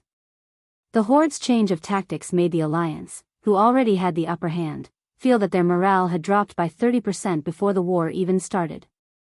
They did not know that the Battle of Hillsbrad on the west coast had indeed happened in history. The Alliance had paid a heavy price for the victory. Ha ha ha. I will let those damn greenskins see what the sea wolves of Kul Tiras are like. The long sea route is enough for my boys to send them all to the bottom of the sea to feed the fish. Dalen Proudmoore laughed happily. He was so happy that he kept patting Duque's shoulder. Yo, Duque, you really don't want to consider my Jaina? She's only 3 years younger than you. She can get married in a few years.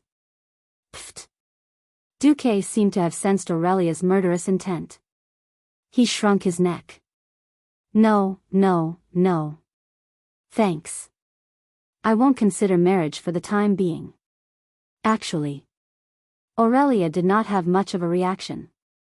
However, when Duque glanced at her guiltily, everyone felt that there was definitely something going on between her and Duque. Aurelia was furious. If they were not in the Alliance Command Center, if Cervantes did not secretly pull her back, the Demon King might have gone crazy. However, at this time, Aurelia could only pretend that nothing had happened. She smiled elegantly and looked out of the window as if there was an opera in the air. Ah! God! You're so blue. Aurelia felt that she was an idiot. It's all that little bastard's fault. Behind Aurelia, the second sister of the Windrunner family covered her mouth and snickered. Okay, gentlemen. Lothar clapped his hands to attract everyone's attention. Thank you, Mr. Marcus, for your brilliant plan. Let's make some changes to the battle plan. Everyone has seen South Shore's defensive line. I don't think we need all of our troops to defend South Shore. We can mobilize a considerable portion of our mobile forces to prevent the horde from attacking the west coast. The military meeting continued. South of the sea.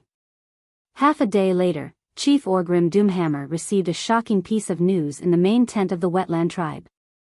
The Alliance had fortified the entire coastline. What's the problem? As long as there was enough space to spread out, the weak humans were useless. Great Chief, if you're afraid, you can let me, Red Mafia, play forward.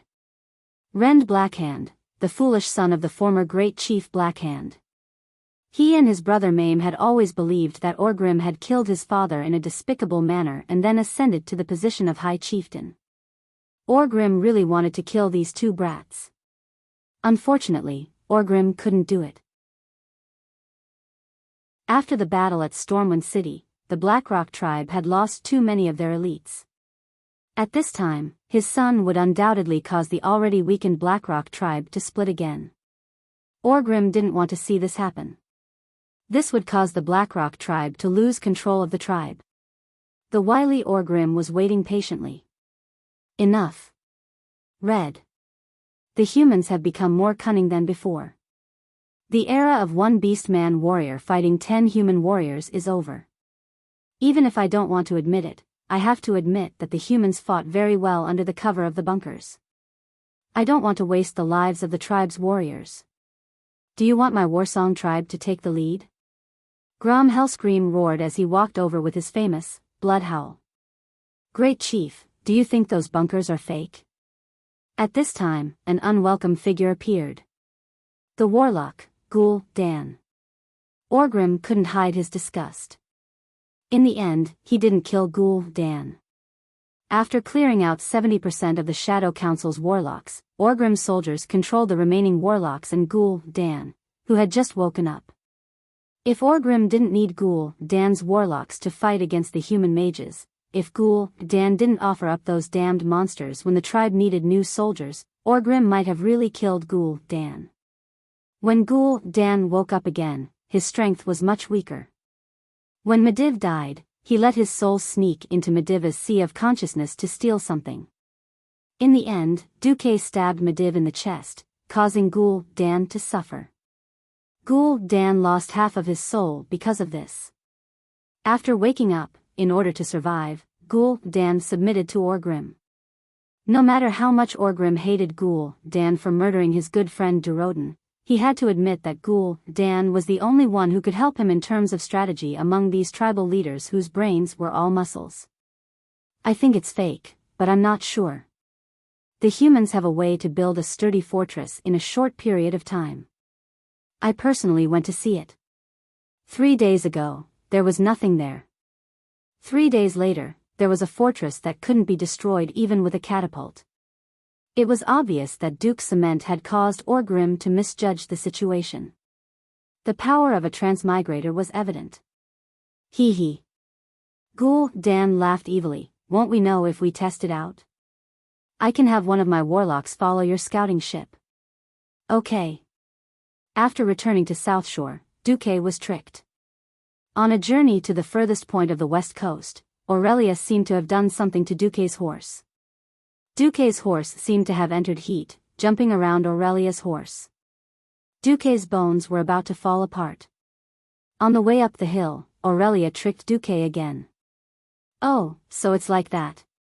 This is the place where my rangers will be stationed?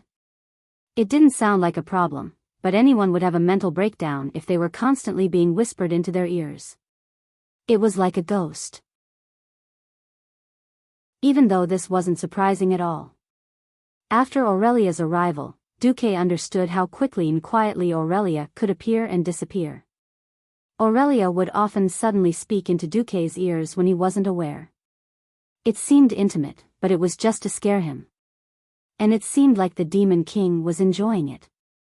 At first, Gavin Rad tried to stop this. Firstly, Duque didn't let him chase Aurelia away.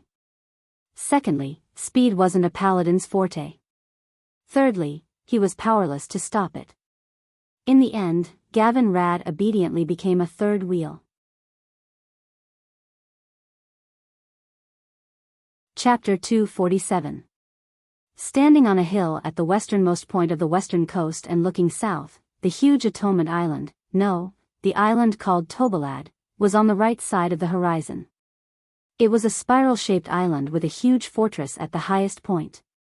On the shore of the island, the newly transferred Kurtira's 4th Fleet was stationed there. Duque, are you kidding me? I don't think those green-skinned creatures would be stupid enough to attack here. Aurelia gently placed her hands on her hips. Following the direction of her hands, one could see the sexy mermaid lines of this beautiful ranger. For some reason, Duque suddenly found that he could not look at Aurelia directly recently. Aurelia glared at Duque, reminding him that this was a time of war. Unfortunately, Aurelia also found that she could not look at Duque directly recently. Even if she kept telling herself that Duque was just a 15-year-old kid, she still couldn't believe it. But he did not look like a kid. Alright, back to the main topic. The place they were at was very delicate. From the topography of the mountains, there were towering mountains to the west. Even the beast men would find it extremely difficult to climb up the steep cliffs of almost 90 degrees. This was definitely a nightmare for an army to disembark. The hill they were standing on had a slope of about 45 degrees, all the way to the beach. It could be said that this was the limit for an army to disembark. Aurelia did not think that the horde would probe here, mainly because they were too close to Kurtira's 4th Fleet. Even if the 4th Fleet was weaker and only had half the number of the first 3 fleets, it was still not something that the horde's transport ships or reconnaissance ships could contend against. No. Aurelia, have you noticed that the geographical position here is very delicate? It happens to be within range of the island's cannons. The female elf stroked her gorgeous blonde hair. She noticed that the island was a little far away. If they passed through the side of the island, because of the protruding mountains on the west side, there would be a blind spot that long-range weapons could not reach. If they broke through here, the cannons on the island would not be able to reach them. But here, Duque had actually built a huge bunker. A 5-story blockhouse was built here using cement mixed with newly arrived volcanic limestone. The lowest level had a total of 8 cannons, and the second level had 12 ballistae. There were also catapults on both sides of the blockhouse. This configuration was almost comparable to South Shore. I want you to destroy all the scouts of the tribe in the shortest time possible. I can only leave this task to you, Aurelia. Duque said with bright eyes. The female elf was obviously snubbed. She put her hands on her waist and felt as if there was an invisible tail on her butt. Humph. You seem to know quite well who is the strongest woman in the Windrunner family. Duque face-bombed, sweating profusely. On the way, Duque arranged for Sylvanas to guard a blockhouse midway between South Shore and this place. In Aurelia's opinion, that was the most likely place to be tested. Because of this, Aurelia threw a tantrum for a long time. Now that the great Demon King was satisfied, she let him go. Aurelia, who was ready for battle, felt that Duque was a hindrance. She said that he, as the deputy commander, did not need to worry about the specific layout of the battlefield and sent Duque away. Duque had thought that this was the end, but on the way back to South Shore, he saw 2 long legs dangling in the air. The green boots hanging in the air were really eye-catching. Coupled with the long legs that were definitely more than 10 meters long, it was hard not to see them. Elves were slender to begin with, and Queen Sylvanas' long legs were even more exaggerated. Not to mention the extra fat, it was a perfect beauty that would have been too plump if there was more, but too skinny if there was less. Duque, Gavin Rad, Windsor, and Duque's guards stopped their horses.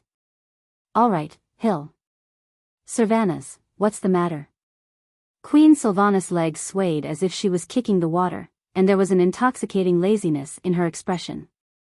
Nothing, I just feel that. Are you looking down on me?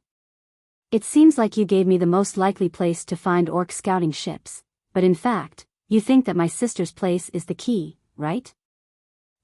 This intuition, the Windrunner sisters are all monsters. Duque sighed. Yes, I have to admit, in my mind, the probability of that is 5 times higher. Why did you arrange it this way? Queen Sylvanas asked casually. Because you don't look motivated? Duque decided to play dumb. Everyone knows that you are a famous salary thief in Cuel Salis. You get the benefits of a ranger general, but you don't do any proper work. Of course, this was just a facade. The main reason was the suppression of the Silver Moon Council, or rather, the suppression of the High Elves mages on the entire ranger faction. The mages who mastered magic were the rulers, but the rulers also needed more ordinary warriors to maintain the pyramid structure of the ruling class, so they always suppressed the ranger faction.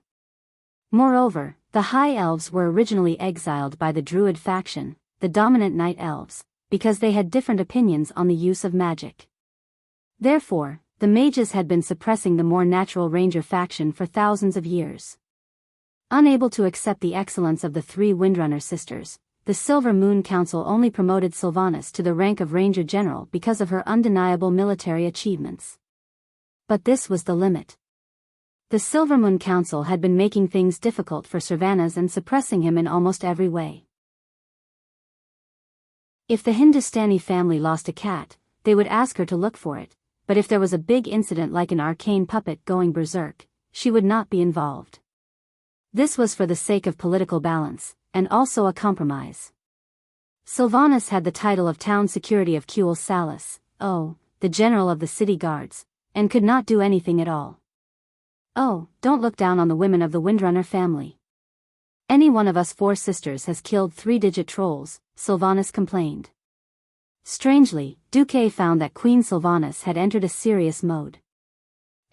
Most of the women of the Windrunner family had a lively and curious side to them. If they ignored their innate desire for battle because of this side of their personality, someone would definitely pay a terrible price. Duque quickly drew a cross on his chest with an invisible hand of the soul, and secretly said, Namo Amitba and Amitba Buddha, then put on a face that showed that he valued Queen Sylvanas very much. Oh, I believe so too. Since you have spoken, then fine, I will prepare a special seat for you in South Shore in 3 days. There will be prey that you will be satisfied with, Duque promised. Hee, that's more like it. Sylvanas' figure suddenly disappeared from the big tree trunk.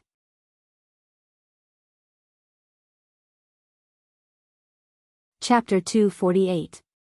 The next moment, Sylvanas suddenly appeared behind Duque, who was riding on horseback. It looked like the 2 of them were riding on the same horse, incomparably intimate. In reality, Queen Sylvanas did not put any weight on the horse at all. She was so light that he could not feel any weight at all. Her hands pressed lightly on Duque's shoulders, and she came up from Duque's right back. A strange natural fragrance gently brushed past Duque's ear, making Duque's heart itch. Then, Duque suddenly felt a strange touch on his right cheek. It was the touch of red lips. Unlike Aurelia's soft kiss last time, which was like kissing a child, this kiss felt between intimacy and warning. Between kiss and bite, there was a hint of a reward, but also a faint warning. Yo, the great lad that my sister has taken a fancy to. This is your reward in advance.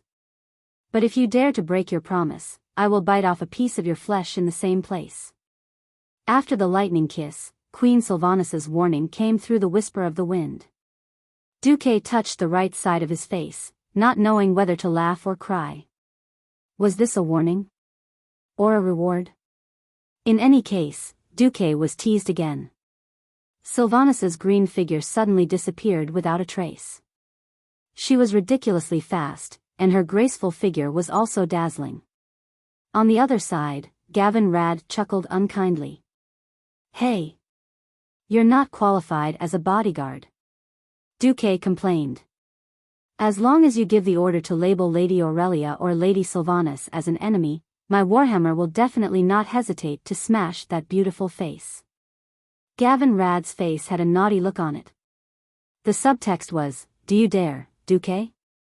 Duque would not do that even if he was out of his mind. That was Queen Sylvanas.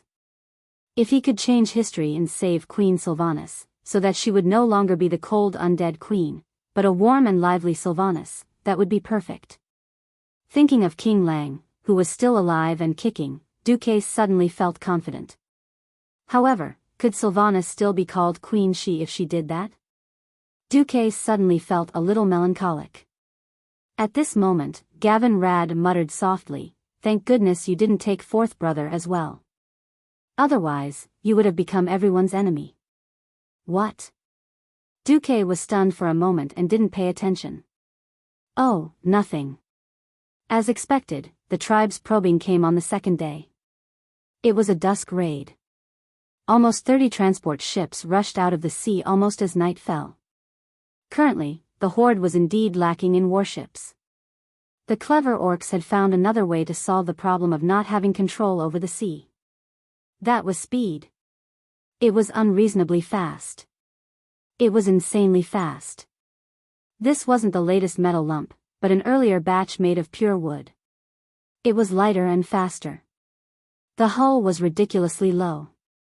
There was no mast, no tower, and no deck could be seen from the outside. The part above the sea was almost completely covered by defensive shells. The orc laborers covered the top of the ship with large shells for defense. What did the orc transport ships use as power? The answer was oiling. It was purely hand-powered, without any additives or preservatives. Oh, wrong, without any high-end navigation technology. There wasn't even a rudder. It relied entirely on paddles to change course. From a bird's eye view, the entire ship looked like a cockroach gliding on the surface of the water. The orcs' navigation was simple and violent. What if the waves capsized the ship? What if they were not skilled enough to sail on the sea? Nothing.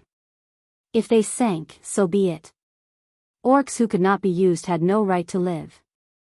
This was the orcs' philosophy of life. When 27 of the 30 transport ships broke away from the patrol fleet and rushed over, there was a huge commotion on Tobalad. It was only when the ships broke through the waves, completely ignoring the possibility of recycling them and rushed to the beach along with the surging tide, that the first meaningless roar of cannons rang out on Tobalad Island. The sky rapidly darkened. Looking from afar, most of the ships had reached the shore. Many black figures gathered together and stepped onto the stony beach. They didn't line up and charged towards the hill in a disorderly manner. Even from the hill, Aurelia could see these creatures with red eyes and green skin. They were tall and had no armor. They carried heavy weapons that could definitely be described as massive as they ran towards the hill. They brandished crude weapons such as axes, hammers, machetes, and spears. Many of them didn't have the glow of metal. And they had a lot of people.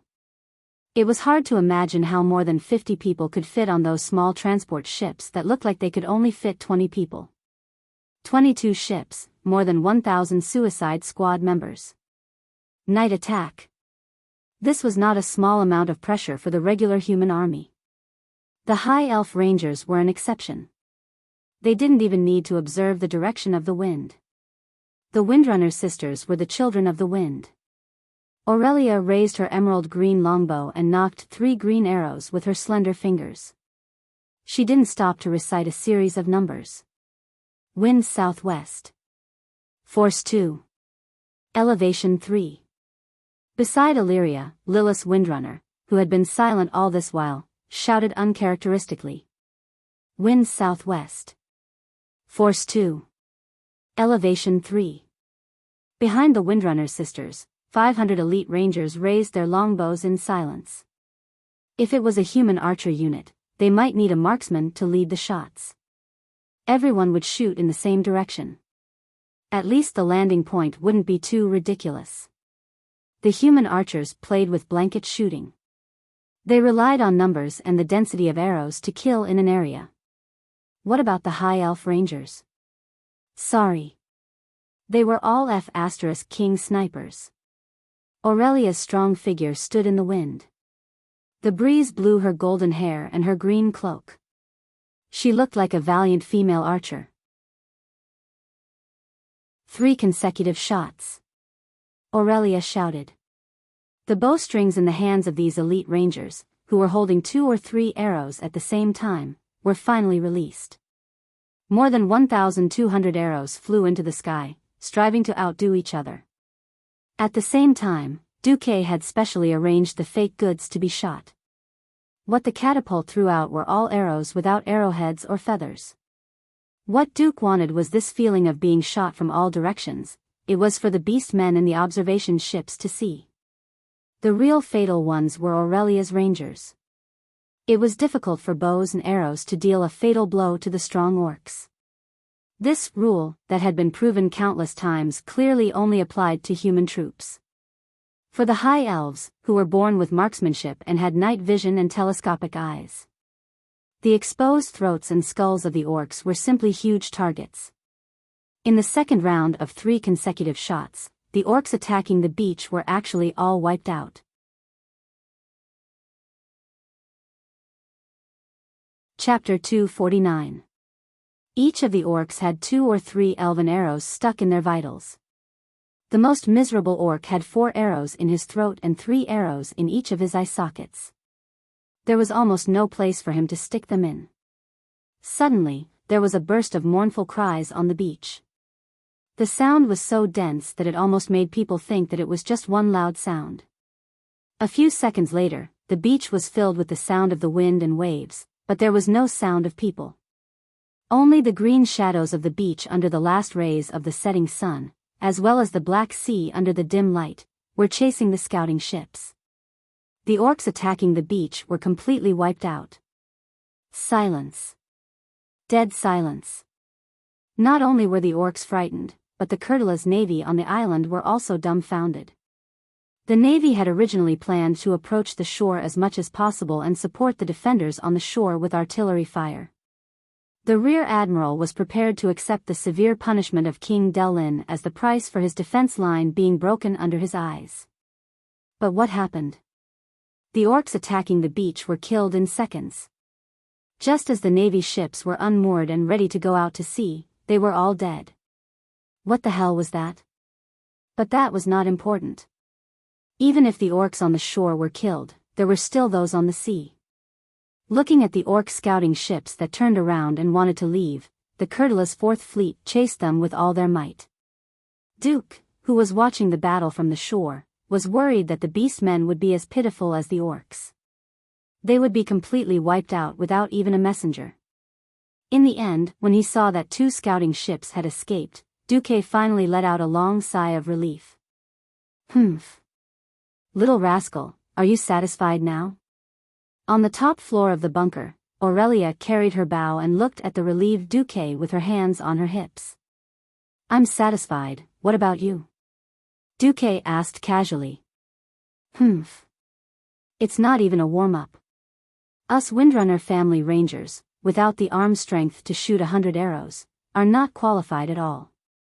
Duque was dumbfounded. Are all the high elves monsters? Drawing a bow and pulling an arrow looked easy. To shoot far, one had to use a strong bow. In the truest sense, a strong bow could not be drawn without a draw force of over 100 Gen. Even though the arrows could fly further with the help of the mountain, the elven ranger's sniping range was more than 100 meters. At this distance, if a professional human archer were to use a bow of this level, they would only be able to draw the bow 10 times at most before their arms would become sore and swollen. Aurelia actually said 100 arrows. Looking at those arms and legs that were more slender than a human's, it was hard to imagine that the muscles under the fair skin had such endurance. However, on Aurelia's smooth arm, there wasn't even a mouse muscle. It was completely streamlined. Duque shrugged. All right, I'm convinced. Seeing that there were no outsiders around, Aurelia came up to Duque and affectionately put her hand on his shoulder. Hey, I heard from my sister last night that you gave her a special class seat. Big sister went to jail for 3 months because of you. You can't be so biased, right? When Duque heard this, he was speechless. It was strange for two sisters to compete over this kind of thing. Aurelia went to jail for him for 3 months. This was definitely a big favor. Duque had been in Azeroth for a long time. Other than this, he really didn't feel that he owed anyone a big favor.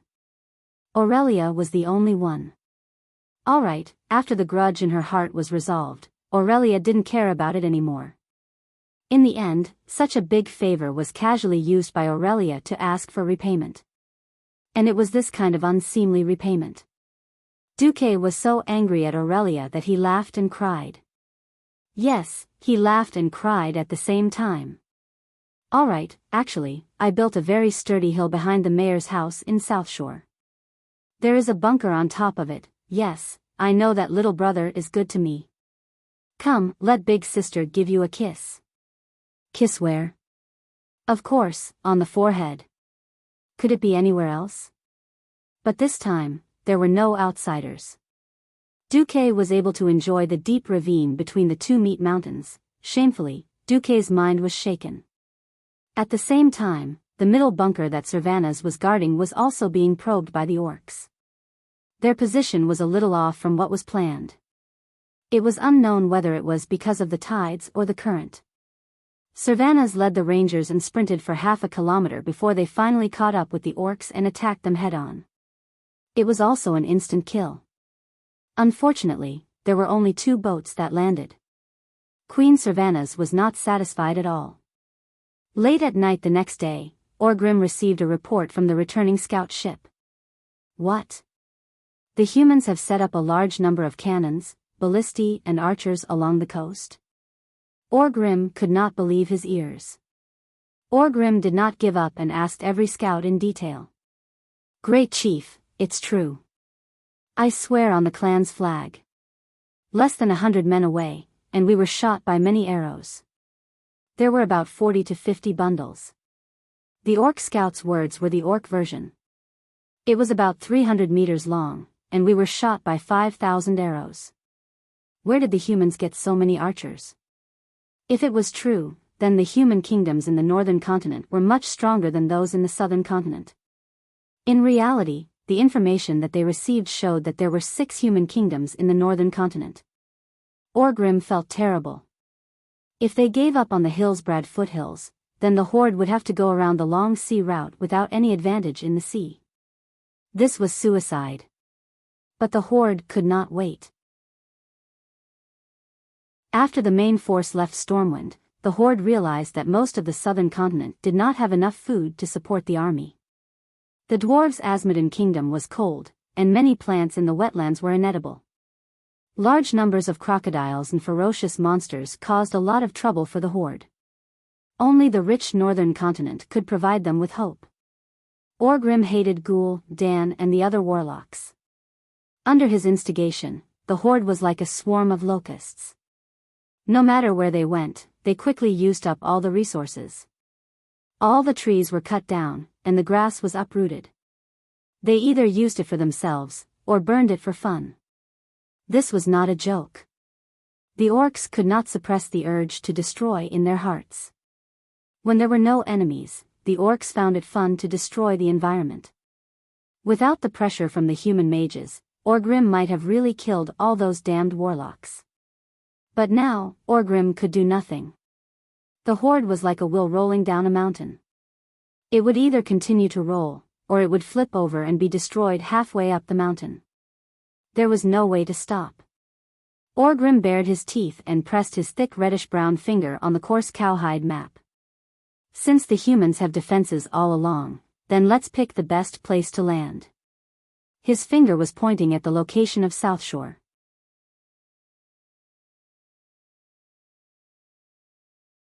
Chapter 250. On the 18th of November, the famous Battle of South Shore, officially known as the Battle of Hillsbrad Hills, broke out. Unlike the previous battles between humans and orcs, where they lost in the field and were forced to defend passively in every large-scale defensive battle, this time, they successfully lured the enemy into the trap and entered the carefully selected battlefield of South Shore. Every alliance general was extraordinarily excited. The intelligence had come back. The Horde army had assembled on the ships, and according to the direction, their destination was South Shore. There was no way to lie about this. Duque's Naga could not possibly guard the coastline of hundreds of kilometers of wetlands without any loopholes. This was something that could not be guarded by any means in this era. The march of the army was different.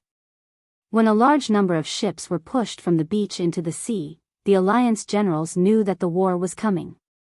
One day later, the orcs would come. Duque pressed his palm on the huge map in the command center and said loudly, "This time, the name of the battle is Orc Blood." Orc Blood? A simple and straightforward name. The proud soldiers and generals from the Seven Kingdoms all fell into a murmur as if they were possessed. Soon, an indescribable feeling of fear spread through their bodies and went straight to the deepest part of their minds. It shook violently, resonating with the armor on their bodies and the long swords in the scabbards at their waists. These experienced generals had a strange feeling at the same time. It was as if a magnificent illusion had appeared in front of their eyes. On the battlefield that had been burned to ashes, countless green-skinned corpses were strewn all over the place. Every corpse was so ferocious and cruel, but their unwilling souls could only continue to vent their anger by roaring in the desperate hell. The generals could not think of any other name more suitable for this battle after hearing the name, Orc Blood, from Duque's mouth. Even if this was not the final battle between the Alliance and the Horde, it was still very exciting to let the enemy's blood dry. No. They even felt that because of the name, the success of the battle was inevitable. Of course, this was just a momentary illusion. Not to mention the Stormwind Kingdom's army that had experienced the defense battle of Stormwind City, just by seeing with their own eyes that even the corpses of the orc laborers had the physiques of the strongest human soldiers. The generals of the Alliance knew that the road ahead would be extremely difficult. There was no such thing as a casual victory. Every victory, even with such an overwhelming advantage, had to go through several life and death ordeals. The expressions on their faces quickly changed from excitement to seriousness. However, it was undeniable that as useless martial artists in a peaceful era, hearing such a name for battle in a chaotic world that suddenly descended upon them would inevitably stir up the lofty sentiments lurking in their bodies. Their sharp eyes were still filled with excitement. What excited them the most was to take the first step toward strategic victory before they gained an advantage in terms of tactics. This was the great achievement of a super genius deputy commander who looked like he was 19 years old but was actually only 15 years old. In a sense, they were standing on the shoulders of giants. Please let me, Haas's Eagle Knights, be the vanguard. Stop joking. This is a defensive battle. Don't tell me your knights are going to charge into the sea. Let my torrential Fort Mountain infantry do it. Every general enthusiastically recommended themselves to Duque. Originally, the deployment of the army should have been done by Lothar, the commander-in-chief. Lothar, on the other hand, said that no one knew the South Shore defense line better than Duque himself, so it was best for him to arrange it. So he temporarily handed over the command of the army to Duque. Duque was not going to pass on this responsibility. He was very clear that this was likely to be the turning point between the Alliance and the Horde. Every army that appeared might go down in history because of this. However, Duque was extremely cautious. As a transmigrator, he knew that the Horde must have some cards. Even though the Horde had changed a lot, the few cards in the history were probably still there. First, General Proudmoore. Duque directly called out his rank. Yes. It was rare for King Dalen Proudmoore to stand at attention. Except for the 4th Fleet, which is cruising in the waters opposite the West Beach, all fleets set up pocket formations in the waters opposite South Shore. All light transport ships are to be sent over. Before we receive the signal, we must let go of 60% of the large transport ships with metal plates. Once we receive the signal, kill them at all costs. No problem. General Dalen was heroic. Duque turned his head and scanned the Alliance generals from left to right. Finally, his gaze landed on Mograine and Abendis. General Mograine, General Abendis, can I trust your Scarlet Crusade? The Scarlet Crusade will not retreat. Mograine roared domineeringly. On this obviously much younger face, Duque seemed to see the heroic image of him wielding the domineering semi-divine weapon, Ashbringer, to kill enemies in the future. Duque drew a line on the map. From the mountain to the west of South Shore, 5 kilometers to the west belongs to your army. I want you to defend the mountain to the death. Without the signal, no counterattack. Understood. In this era, army was a very general concept. A smaller army could only have 5 or 6,000 people. A bigger army, like Mograine's Scarlet Crusade, had nearly 30,000 people. The current Scarlet Crusade was far less crazy and twisted than in the future. They had excellent discipline and high morale. They were definitely the cream of the Lordaeron army. Duque sent them as the main defense force. King Terinas, who had been silent all this time, also had a proud expression on his face. Next, Duque looked at King Lang. General Rin. Duque was definitely strange, but in order to maintain the military system of the alliance, he had to do this. Yes. The golden-armored Lang was also eager to prove himself.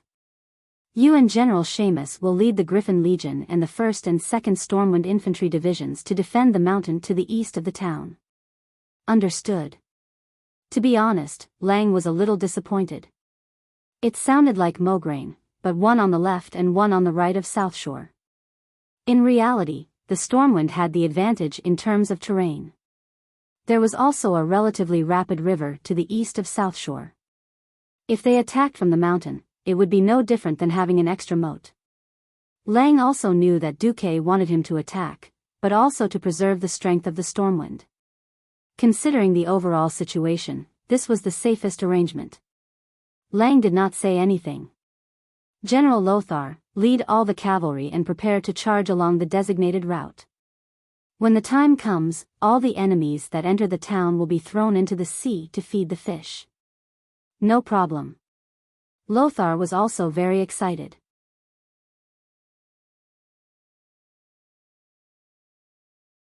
Chapter 251. The sun was setting.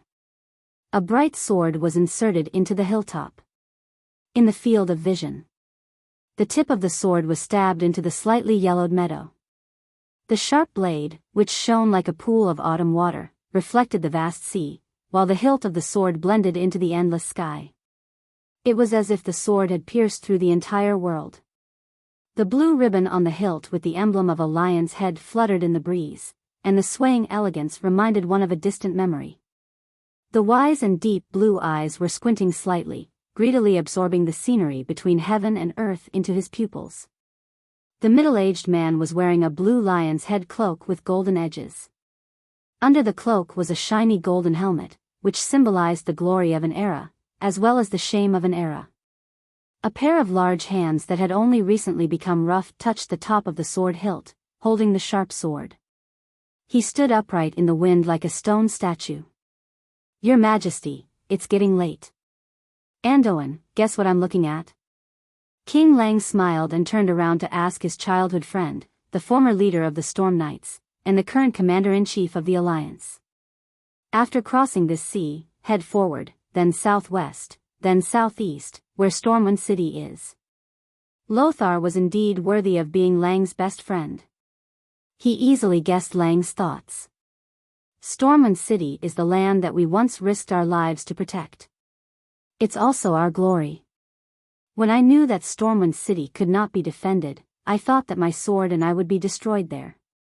However, for the sake of Varian, I'm still standing here, looking at my sword in a foreign land. Lang pulled the sword out of the ground. The sharp and tough blade did not show the slightest bit of damage even though it had been through such rough treatment. Lang raised the tip of the sword to the sky and stared at it quietly. A timid voice came from behind Lang and Lothar. Father, are you saying that I've tarnished your glory? No, it's not like that, Varian. True glory is never a person, or a person's private property. Lang retracted his gaze. The storm-golden sword that symbolized royal power and glory looked extremely slender and sturdy in the setting sun. It was as if the sword was supporting a part of the world. Lang sheathed the sword and walked over to his lover and child. The queen gave Varian a gentle push, allowing the young Varian to step forward. Lang caressed Varian's head lovingly. His loving gaze seemed to have traveled through time. 1,000 years ago, when the last son of Thoradin the Great was abandoned in the ruins of the Torrent Castle by the arrogant nobles who were eager to go to the rich land of Lordaeron. The late king of Stormwind brought his son and led the abandoned poor people across half of the continent to the valley where Stormwind City is now. The late king made a vow: "I swear to protect my people, to keep them away from hunger and cold, to keep them away from killing and strife, and to keep them away from the arrogance and greed of the nobles." Lang's voice was deep, but there was a strange sense of emptiness that made everyone feel as if they had traveled through time with his voice. The late king did it. He forged the glory of Stormwind in his own way. He also used his own way to tell the later generations what glory was. Before he died, he also issued an imperial order for every noble in the new kingdom to follow the spirit of chivalry, to be humble and devout, full of glory, not afraid of sacrifice, brave and resolute, compassionate and honest. That was how Stormwind came to be founded, with military might and the tradition of inheriting titles through military merit.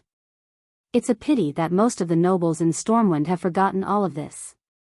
Hence, I'm more willing to see the fall of Stormwind City as a punishment from our ancestors for losing our glory. The young William nodded as if he understood. Fortunately, when the people of Stormwind were at their most desperate, I still had your uncle Anduin and the unparalleled genius Duque to help me. This gave me the opportunity to make up for my mistake and recover the lost glory of the kingdom. My personal glory is no longer important. My only hope is that the descendants of Orion will not forget their original intention and pass on the glory of the late king. As long as I can do it, I won't have any regrets even if I die. Father. You will. You will see the day when Stormwind City is restored, William said with absolute certainty. I hope so too. However, your Uncle Duque and I will eventually grow old. When that time comes, it will depend on your and brother Duque's hard work. Yes. The young prince nodded vigorously. Looking at the sea, Lang's vision seemed to penetrate the horizon and reach the huge transport fleet that was traveling at high speed on the sea. It all depends on tomorrow. Don't worry, there's you, there's me, there's Duque. Whether it's Stormwind City or the Alliance, we are invincible. No one would have thought that just a day ago, at the wetland, at the gathering of hundreds of thousands of orcs, someone would say something that was almost the same. Orgrim Doomhammer stood on a high hill. In his vision, hundreds of thousands of orcs stepped on the muddy ground. There were so many beast men that it looked like a bright green ocean as far as the eye could see. This ocean breathed together, enjoyed the victory together, and enjoyed the same fate. Every orc was looking forward to Orgrim's speech. In the eyes of the orcs, even though there was still the last iron furnace fort that had not been conquered, everyone believed that it was only a matter of time before Kilrog Deadeye's Bloodring clan dragged those damned dwarves out of the cave and killed them. They had completely conquered this continent.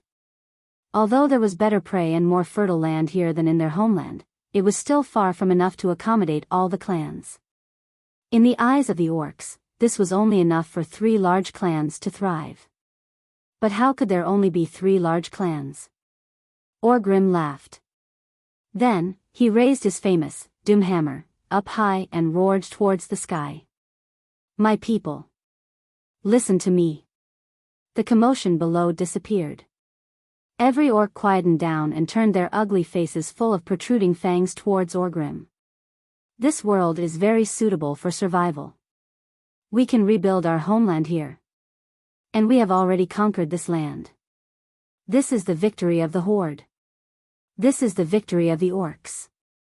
Suddenly, a burst of earth-shattering cheers erupted from below. Orgrim could only wait for the cheers to die down before he continued. But, this is not enough. Humans are not as weak as we thought. They are very good at learning and have many tricks up their sleeves. Every time they lose, they will become stronger to deal with our axes and hammers. Even though we have chased them out of this continent, they are still trying very hard to take back what once belonged to them. So, what we need to do is to destroy them. To wipe them out from this world. Orgrim raised his warhammer and pointed it towards the north. Orcs, north, attack.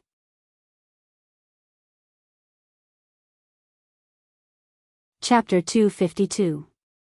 Orgrim's speech was simple and violent. Needless to say, there would naturally be people who would describe the richness of the continent in the north. All he needed to do was tell his tribesmen where the enemy was, and his tribesmen, who had become extremely violent after drinking the demon's blood, would swarm towards them. Unlike most beastmen, Orgrim was extremely calm and clear-headed. Not only did he carefully study the map and confirm the situation in the nearby seas, he had also started to learn the human common language after leaving Stormwind City. Orgrim purposely kept a family of captives and used their relatives as a hostage to force an old woman to teach him the common language. From pointing to the simplest items, such as a rock, Orgrim compared the pronunciation and verified his translation results one by one. This was very boring and not understood by most beastmen. However, in this crossing of the sea, Orgrim produced the corresponding results. He had seen the route of the transport fleet on a captured military map. He was very clear about the power of the huge human warships on the sea. The rumbling of the cannons could easily send more than 10 beastmen flying at the same time. The beastmen did not have the slightest ability to fight back on the sea. Therefore, Orgrim's chosen route was to start from Paladin Bay on the other side of the wetlands and head northeast to reach the shallow waters with quite a lot of underwater reefs. Then, he would follow the sea between Rapids Fort and Tangarock and head north all the way to the eastern beach next to South Shore. This way, he could allow the main force to avoid the most powerful human fleet on the sea. Orgrim considered the Murlocs and Nagas who worked for the humans, but he felt that there were too few of them to be a threat to the horde. He did not intend to allow the main force to land on the eastern beach because the mountains there were more steep and the entire beach was covered by the humans' arrows and ballistae. If they landed there, even a victory would be a Pyrrhic one. The western coast of South Shore was different. There were more rocks on the coast, which was convenient for concealment and cover. There were too few people with brains in the horde. Orgrim could only personally calculate the time of departure and arrival. His calculations were very accurate. If there were no accidents along the way, then the first batch of transport ships would arrive late at night. After the decoy fleet, the main force would land around 4:30 in the morning. As long as the main force could successfully land. When the main force of the horde reached South Shore, it would just be morning. The warriors of the tribe would have a whole day to deal with the humans. Orgrim believed that with the beastmen's unparalleled stamina and endurance, even if the weaker humans could defend themselves for a while, they would be worn down and destroyed after a few hours.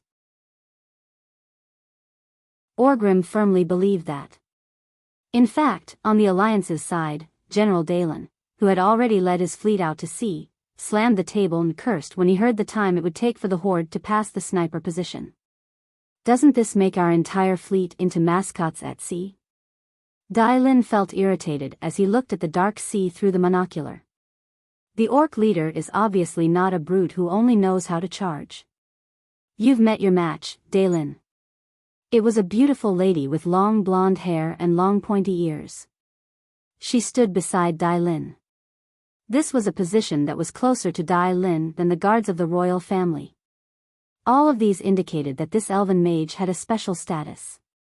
Indeed, this high elf mage's name was Gina Goldsword, and she was King Dalen's lover. This was an almost open secret. Is there any news? Yes, your favorite little Duque sent a message. He said that the plan remains the same. Dalen suddenly calmed down. He was very sure that Duque had a special way to change the situation. In this era, unless the ships were less than 100 meters apart, there was no such thing as a night battle. Since Duque told him that the plan remained the same, he would wait for that opportunity. It was late at night, and the moon was shrouded in dark clouds. Looking out over the dark sea was a very boring task. Many new lookouts would fall asleep in such a situation. But no one could sleep tonight. All the Marines were told that they would be engaged in an unprecedented night battle. This determined that the powerful Coeur d'Ile's fleet would either gain nothing from this battle and be left to the side, or they would be promoted to become hunters of the night. The huge fleet was arranged in a straight line parallel to the distant coastline. This was the best choice for maximizing the fleet's firepower against an opponent who could not fight back. The helmsman stared at the stern lights of friendly ships not far ahead, carefully maintaining a distance and formation. In the distant darkness, the first reflection appeared. This quickly attracted the attention of the lookout and Admiral Dai Lin. Then, more blurry light spots appeared in the darkness. Like slowly rising fireworks, milky white light balls floated high into the sky. In just a few seconds, the surface of the sea lit up even more brightly, illuminating a large part of the coastal area near the coast as if it was daytime. Light spell? Why is it there? Dai Lin was not a mage, so he was not too sure. The high elf mage, Gina, laughed. If a human or high elf mage apprentice made such a substandard spell, he would definitely be severely punished by his mentor. But for a murloc, this is already very good. Murloc. It's actually a murloc mage? As someone who had spent a long time at sea and dealt with murlocs, nagas, and various sea monsters for half his life, Dai Lin certainly knew that there was a branch of murloc wise men among the murlocs. However, those ridiculous murloc wise men were the worst spellcasters. The ice arrows they shot could only form ice that was less than a finger's width in an area the size of a palm. They would scatter with a single slap. Unless they hit a vital point, there was no lethality to speak of. Dai Lin never thought that these murloc wise men, who could only cast level 1 spells at most, could be used in this way. Yes. They were weak scum. But after playing the role of a lighthouse, they were god-level teammates. In the binoculars, he saw that the orc transport ships in the area covered by the light were the target ships covered by iron sheets. Dai Lin shouted excitedly, "Open all cannons! Open fire! Open fire!" 2 minutes later, the Coeur d'Ile's fleet, which was already ready, let out a series of roars. Bang! Bang! Bang! Bang! The so-called salvo was just an extremely short interval between all the cannons from the bow to the stern. If they fired at the same time, the terrifying recoil would destroy the entire deck and even the entire battleship. Even if the cannonballs did not arrive at the same time, the momentum was already very terrifying. A heavy rain of iron bullets streaked across the pitch-black sky and fell into the Horde's transport fleet with a unique screech that symbolized the arrival of the Grim Reaper.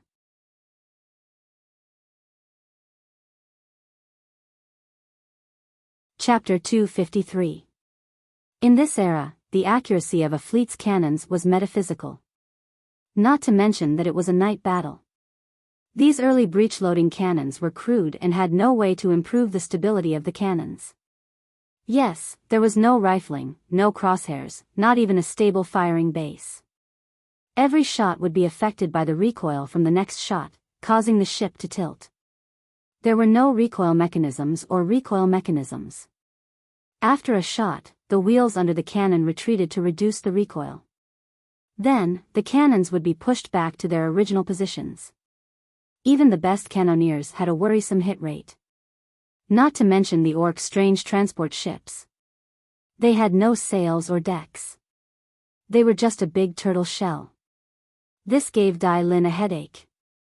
Hinge shells that could destroy the ship's masts and grapeshot shells that could kill the ship's crew could not be used. They could only rely on the most primitive cannons to shoot big iron balls to see if they could hit the enemy's vital parts and cause fatal damage. Dai Lin saw through his binoculars that a few cannons hit the enemy ships, but nothing happened. They either bounced off the ship's thick iron sheet or got stuck on the ship's roof. The orc laborers still rowed the oars with all their might, driving the ship quickly. Damn it. At this rate, I won't even be able to save 10%, let alone 60%. The cannons were fierce, and the water pillars were high. However, only a few orc transport ships were sunk. Admiral Dai Lin's balls hurt. At this time, the Nagas made their move. Many male Nagas jumped onto the water despite the fierce cannons. They brandished their huge tridents and fiercely hacked at the exposed oars. Often, after a single leap, more than 10 oars were cut off with a series of clattering sounds. The orc laborers in charge of rowing the ships did not know what was happening. They could see that the ships were already spinning, and the laborers were still rowing the oars so that the broken oars were slicing through the air. Good. Good job. Admiral Dai Lin waved his arms excitedly. Send out the signal. Have the Third Fleet spread out and attack them at close range. The High Elf mage frowned. Be careful of their counterattack. What are you afraid of? How could a transport ship with such a low railing and no turrets be able to launch a melee battle against our ship? Why should I be afraid of a transport ship that doesn't even have a ram? Dai Lin waved his hands nonchalantly. Thus, the Third Fleet approached. As the distance closed, the power and accuracy of the bombardment increased exponentially. The iron ball cannonball launched by the powerful momentum collided violently with the orc transport ship. The iron cannonball shattered under the tremendous impact, and so did the transport ship. At this time, the moon suddenly emerged from the clouds. Under the bright moonlight, one could clearly see the metal pieces and wood shavings flying in the air from the explosion. The dazzling light produced by the explosion announced the arrival of death. The cannonballs aimed at the ship's waterline were the most dangerous and brutal. Even if it didn't hit the target directly, a misfire near the ship's waterline would very likely cause the hull of the orc's inferior transport ship to crack.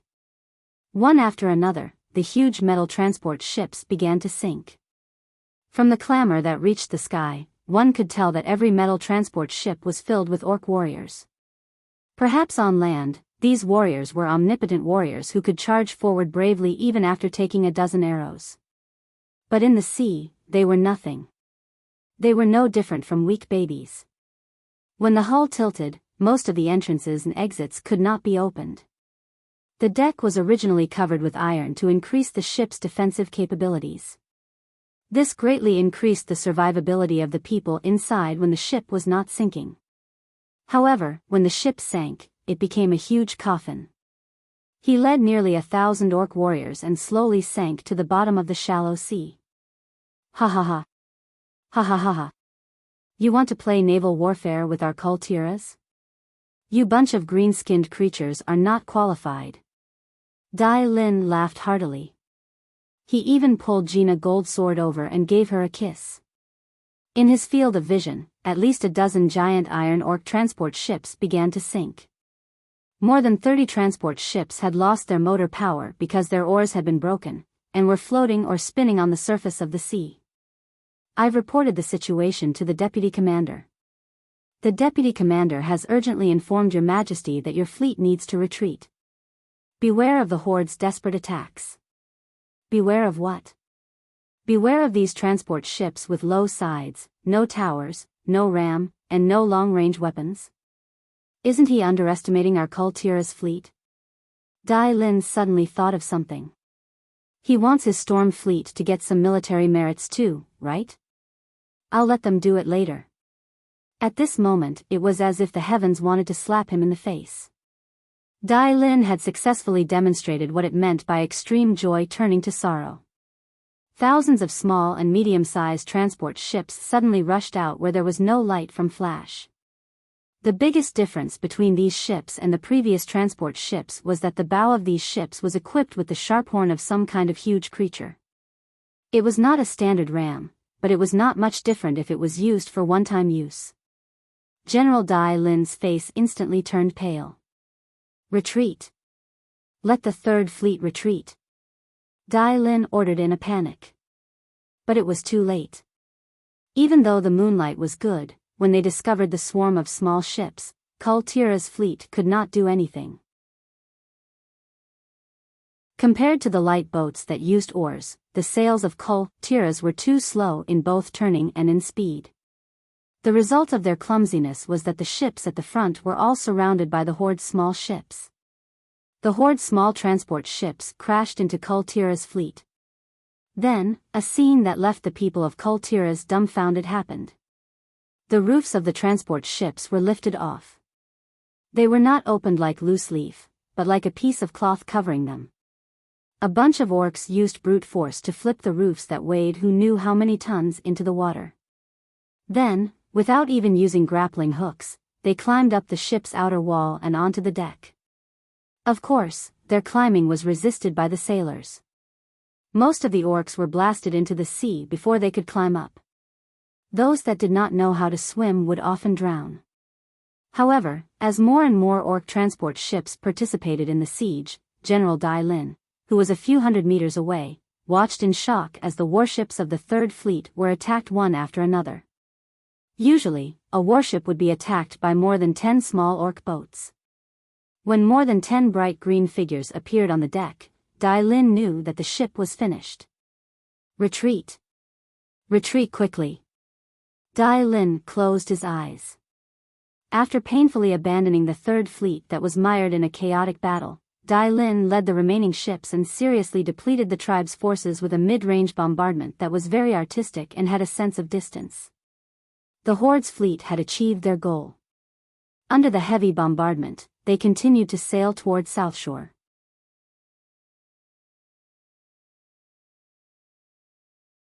Chapter 254. South Shore was a small port town. Its size could not compare to any other port on the continent. Needless to say, Booty Bay or the deep-water harbors of the future, such as Storm Port and Menethil Port. However, with Duque's help, it became the busiest port in the entire northern continent after the refugees arrived at Stormwind City.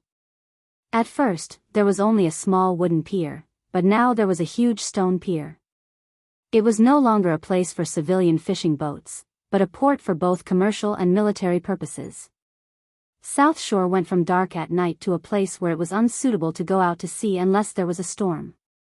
Every day, from dawn until the moon rose above the sea, there was no rest. Merchants shipped goods from various ports, not just from the northern continent. Under the temptation of money, the goblins of Booty Bay risked their lives to deliver the goods that Duke ordered from them. Tens of thousands of people worked day in and day out, not to accumulate wealth for this port, but for the survival of the hundreds of thousands of refugees, as well as for the upcoming battle. Late at night, there was still an hour before the first rays of dawn appeared. The sea on the other side of South Shore was calm and tranquil, and there were only sparkling waves on the pitch-black surface of the sea. If the officers had not started the pre-battle mobilization, if the soldiers had not gone to bed early, been woken up early, put on their armor, and waited in the bunkers and trenches on the mountain, everyone would have thought that the battle that was about to happen was just an illusion that would never come. South Shore's command center was brightly lit. Most of the kings were not used to waking up in the middle of the night. For the older kings, Xian, Tarinas, and Eden, the impact was even more obvious. Most of them served refreshment drinks at hand. Duque sat on the seat that originally belonged to Lothar. He was the commander of this battle. Duque gently held his chin with his left hand, and spat out 2 words through gritted teeth: "Ring the bell." Windsor was a very responsible soldier, and he would not miss Duque's order. He waved his hand and shouted, "The enemy is here. Enter the first phase." The clear and sharp bell rang next to the command center. Soon, the bell rang quickly, and more bell rings echoed around the entire South Shore like echoes. The 2 hills on the east and west sides of South Shore were in an uproar. It was as if the hills were the legendary guardians of the shadow elves, the mountain giants. The faint shouts of officers could be heard in the wind. They seemed to be scolding the soldiers who dared to doze off. Flare. Duque was a man of few words. The order was quickly passed down, and soon, a cannon sounded from the eastern hill of South Shore. A dazzling red ball of light was shot into the air. It was only then that the leaders of the alliance who were holding binoculars saw that countless small black shadows had appeared on the surface of the dark sea in the distance. It was much smaller than the warships they were used to seeing at the South Shore port. Compared to them, these small transport ships were like a bunch of leaves scattered on the water. However, these shadows that resembled leaves rapidly grew larger in everyone's field of vision. In just a moment, the shape of a ship appeared in their field of vision. The mages on the two sides of the hills released a large number of illumination spells. Countless white balls of light began to rise tens of meters above the beach, illuminating the entire beach as if it was daytime. The Horde's transport ships came. They did not slow down at all and crashed straight into the rocky eastern coast. Even though they were thousands of meters away, the kings in the command center could see a terrifying tremor from the hull of the ship. In their trance, they could even feel the wooden bottom of the boat wailing, and the big iron nails on the deck struggling, making a sound that made their teeth ache as they escaped from the wood.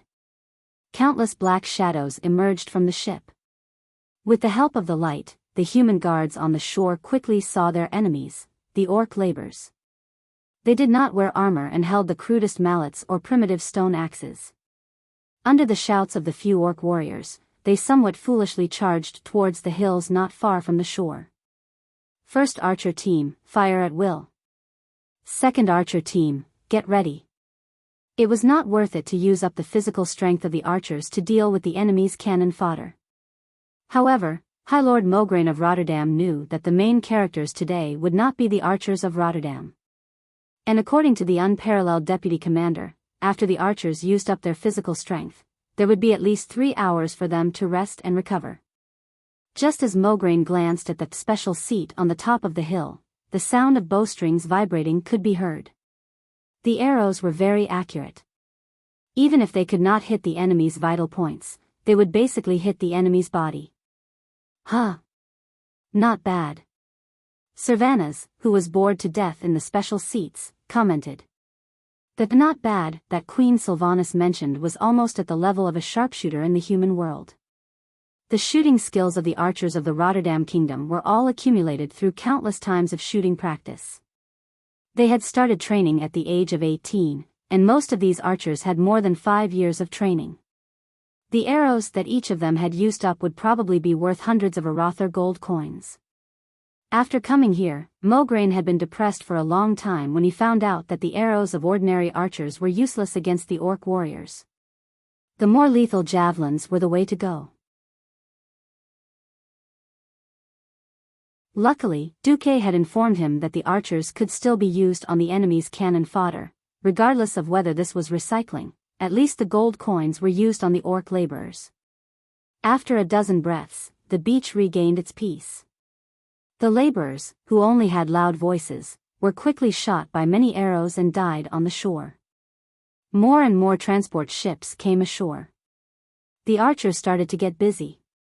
Their arms were sore from shooting continuously. Finally, the first batch of laborers started to fight their way to the front of the hill. General Abendus shouted, "Raise your spears, raise your shields, attack." In front of the bunker at the bottom of the hill, the soldiers were already ready. They formed a long line of defense. Perhaps this was not enough to defend against the huge number of orc warriors. However, if it was used to deal with the laborers, it would be more than enough to let the new soldiers see some blood. Now, they waited and formed a sturdy shield wall with spears sticking out. There was no strategy to speak of. The scattered orc laborers who were attacking fiercely crashed into the shield wall. The shield wall was not damaged at all. Every laborer was stabbed to death.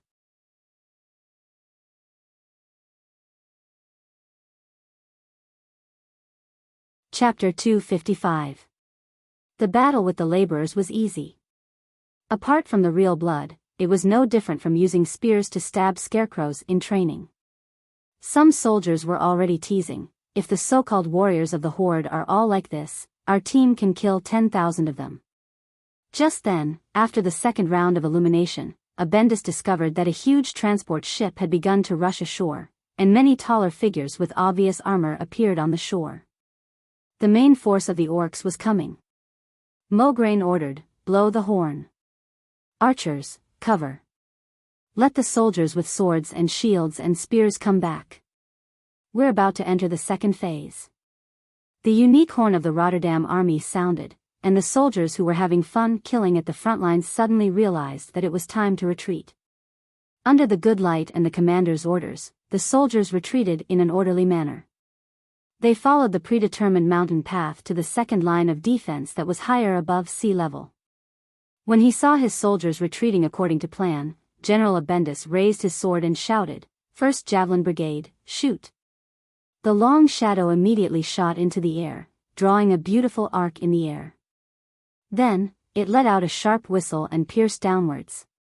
Without any accidents, a considerable number of orc warriors were nailed to death at the bottom of the hill. However, many continued to charge. Abendus noticed that many orc warriors were better armed than what the intelligence had said. They were no longer the naked men described by the soldiers of Storm City, who only had brute strength. Their right shoulders, which held weapons, were covered with huge spiked pauldrons. Their heads were covered with horned helmets, and their chests were covered with a half-body armor that glowed with a metallic luster. Both of their forearms were covered with leather armors.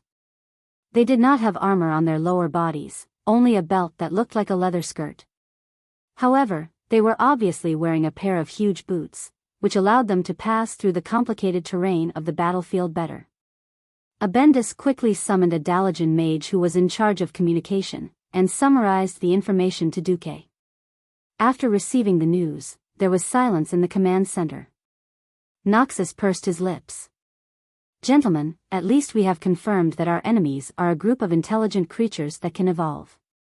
No one laughed at this lame joke. It was not funny at all. Duque glanced at the exquisite wall clock hanging in the command center. It was 4:30 in the morning. "Tell Aurelia and Cervantes that it's their ranger's turn." Before Duque could finish his sentence, two voices echoed throughout the command center. "I heard you." It was the voice of Great Demon Queen Aurelia. "I'm going to go moldy, Queen," she complained. Then, the earth-shattering noise on the beach seemed to quiet down a lot. Whether it was Lang and Seamus on the eastern hill or Mograine and Abendus on the western hill, none of the commanders dared to believe their eyes. It had been too long since the humans had seen the elite High Elves Rangers.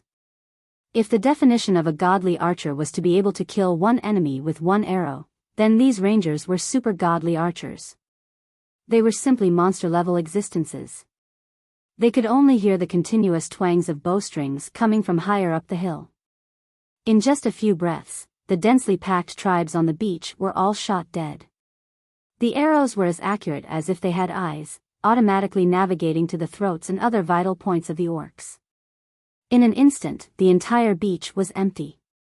"Oh my God, what kind of strong reinforcements did our deputy commander bring back?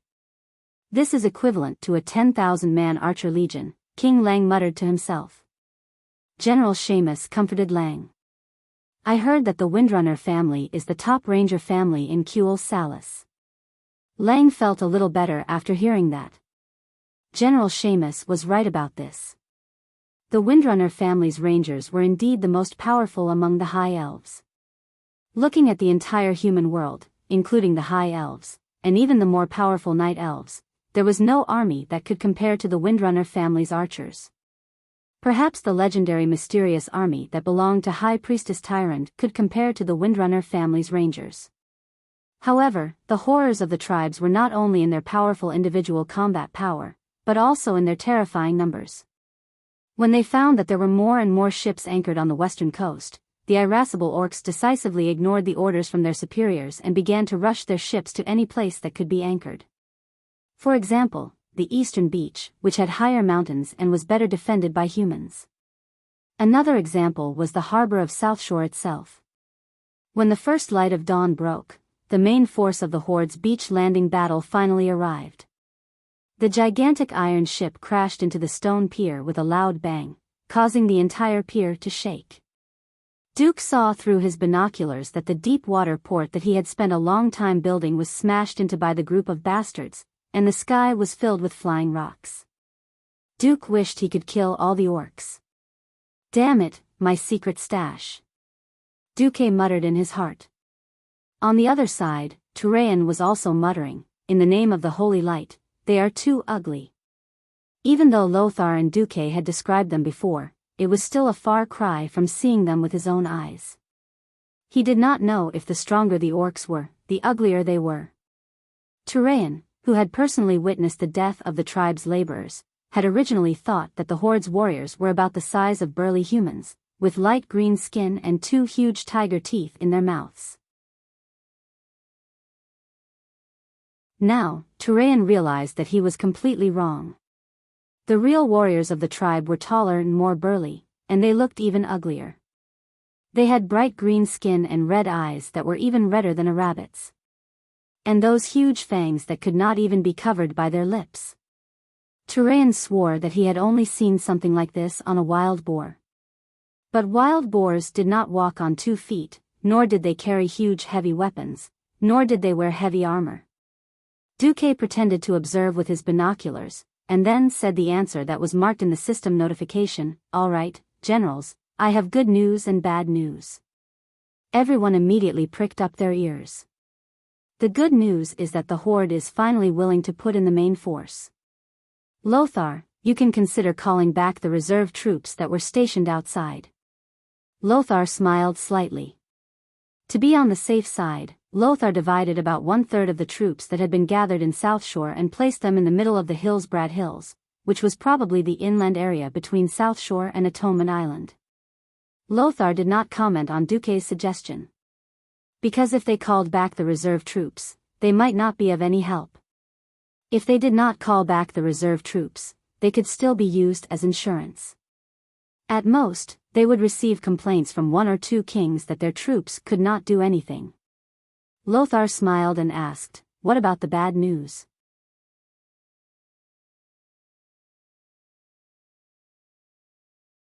Chapter 256. It's the Warsong clan from the tribe. They're not just good at fighting, they're quite good at it. What we need to pay attention to is the roar of their chief, Gromhel. He's a top-notch person, especially you, Commander-in-Chief Lothar. I don't want the Commander-in-Chief of the Alliance to be at the front. I know you're good at fighting too, but there are so many generals around. As the Commander-in-Chief, do you have the cheek to steal the credit of your subordinates? Initially, when he heard Duque say that Grom was impressive, Lothar was really eager to give it a try. After hearing what Duque said, Lothar could only raise his hands to indicate that he wouldn't go to the front line. There was a silent commotion among the other generals when Lothar didn't take action. Pairs of burning eyes looked at Duque, eager for Duque to call out the name of a certain person or a certain legion. The current situation was like a predetermined victory.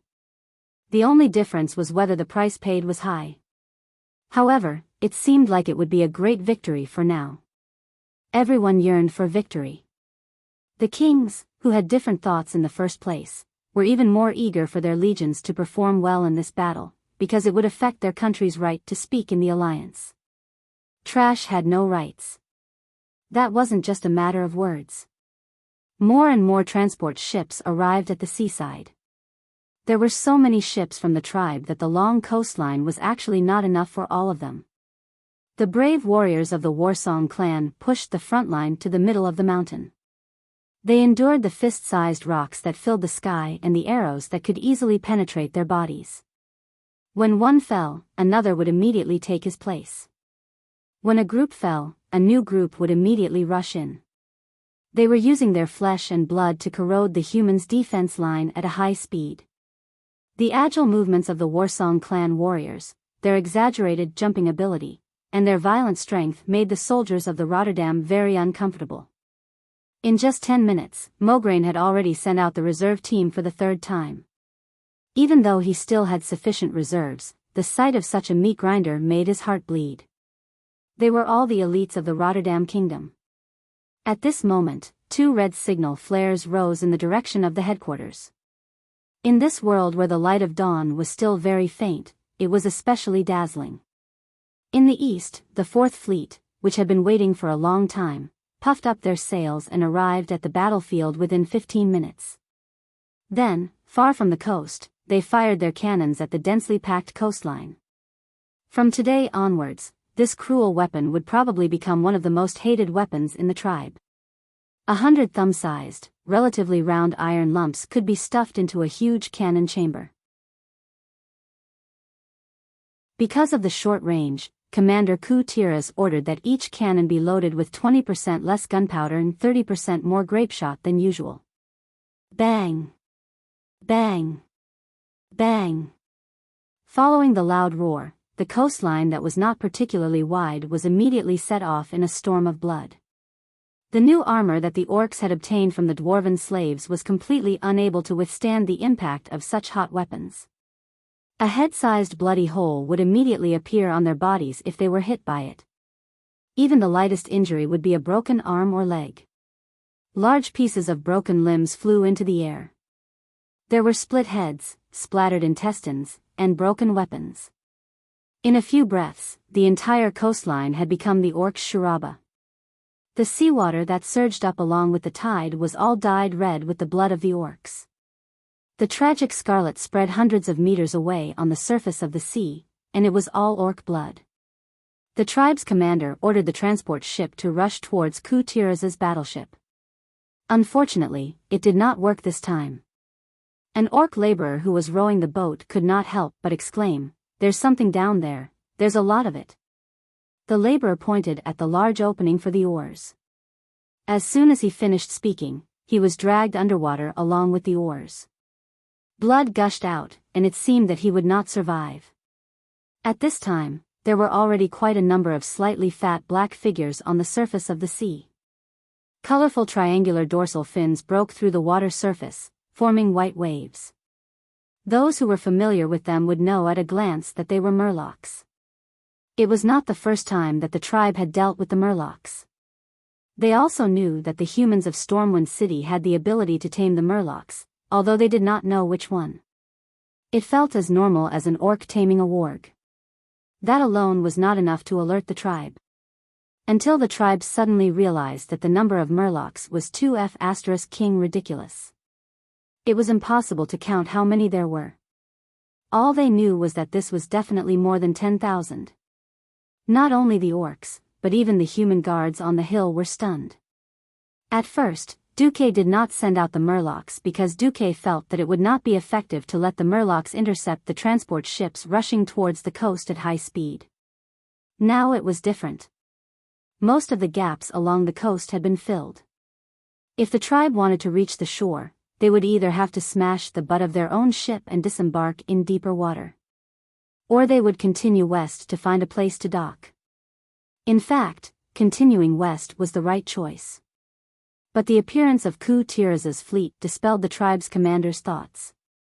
What was worse was that the transport ships that attempted to attack the Alliance's fleet had all stopped.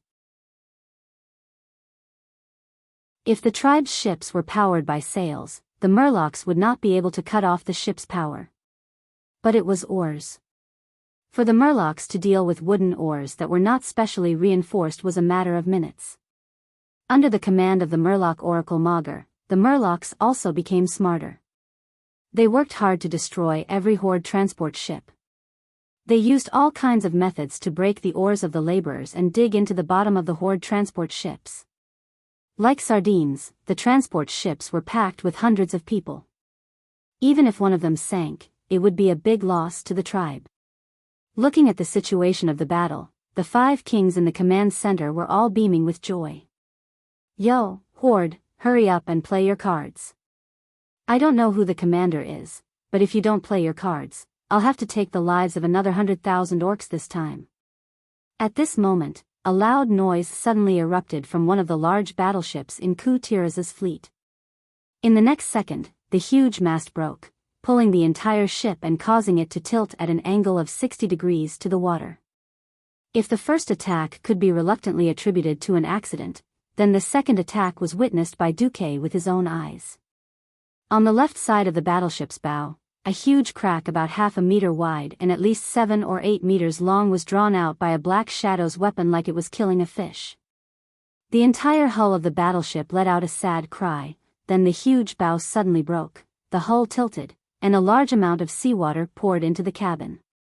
Duque could clearly see that many human soldiers had already jumped into the sea to escape. Damn! Who was it? That didn't make sense. Duque screamed in his heart. The next moment, he saw the killer's weapon. It was a dark red axe that looked like a hook. That was a certain Roar's signature weapon, Blood Howl.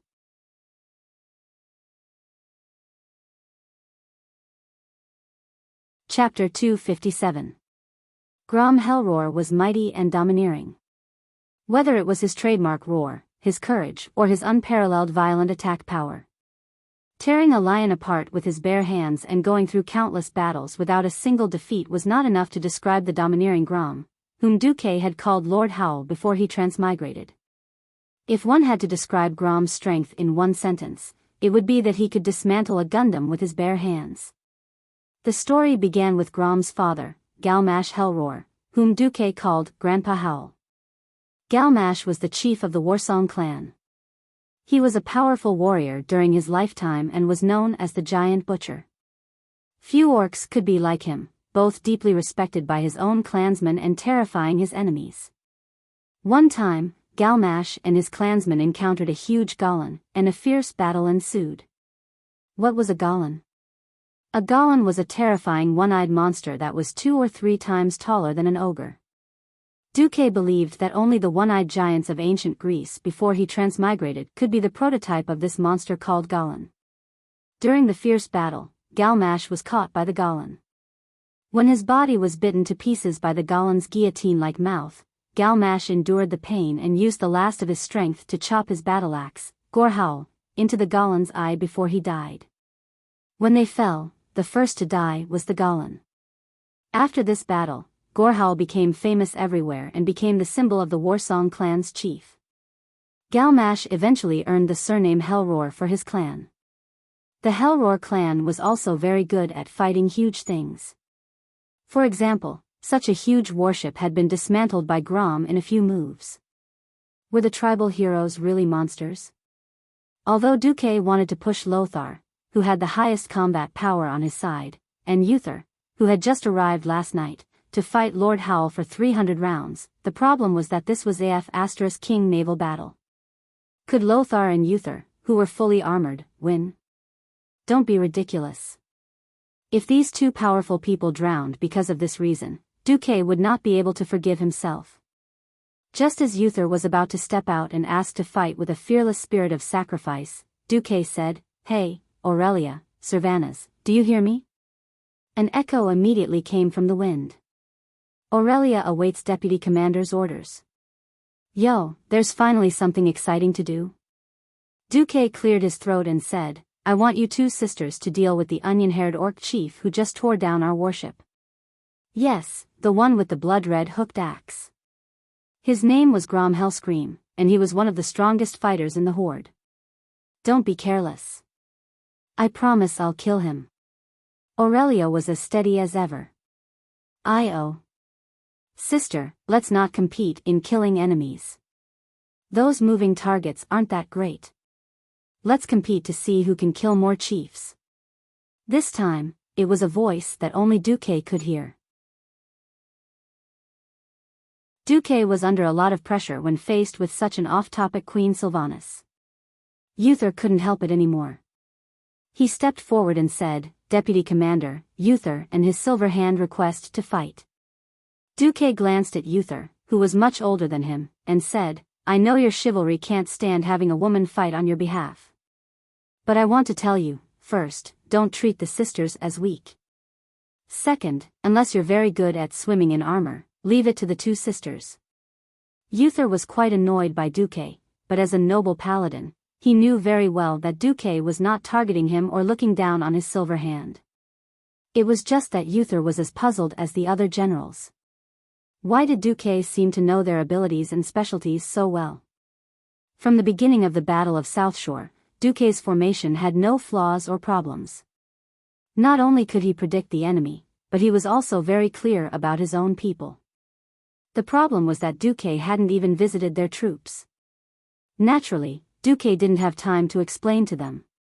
Or perhaps Duque couldn't explain at all.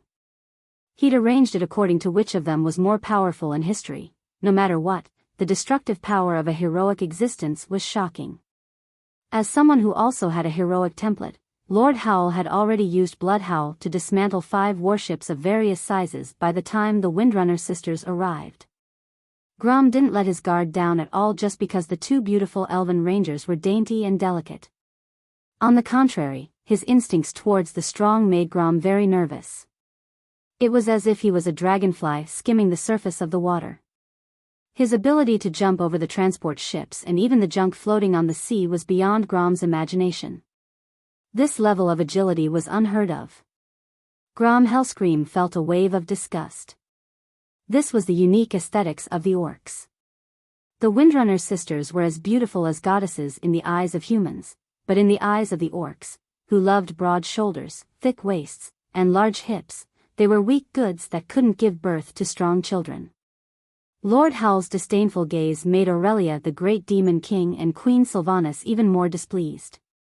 Humph. 6 nostrils and 3 heroes snorted coldly.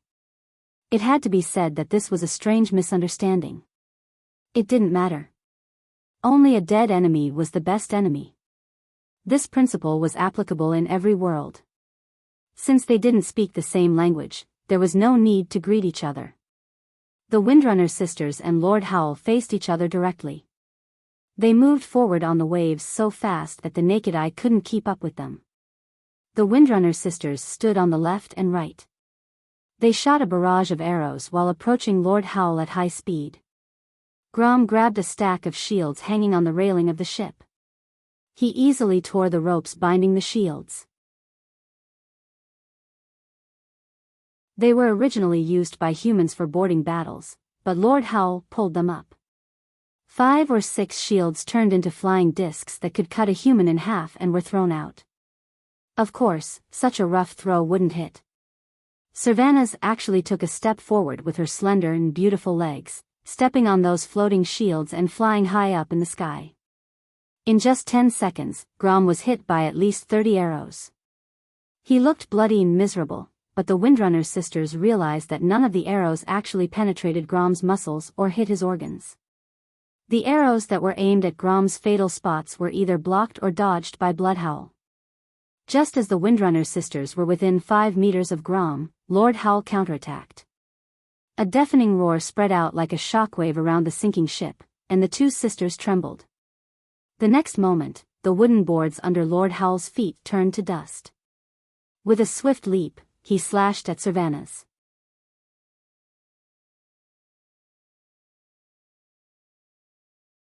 Chapter 258. Lord Howl's leap slash was unscientific. In a fantasy world with all kinds of special skills, talking about science was bullsh*t. It looked like a simple leap and fall, but whether it was going up or down, it had nothing to do with the acceleration of gravity. Blood Howl's blazing red light shot into the sky.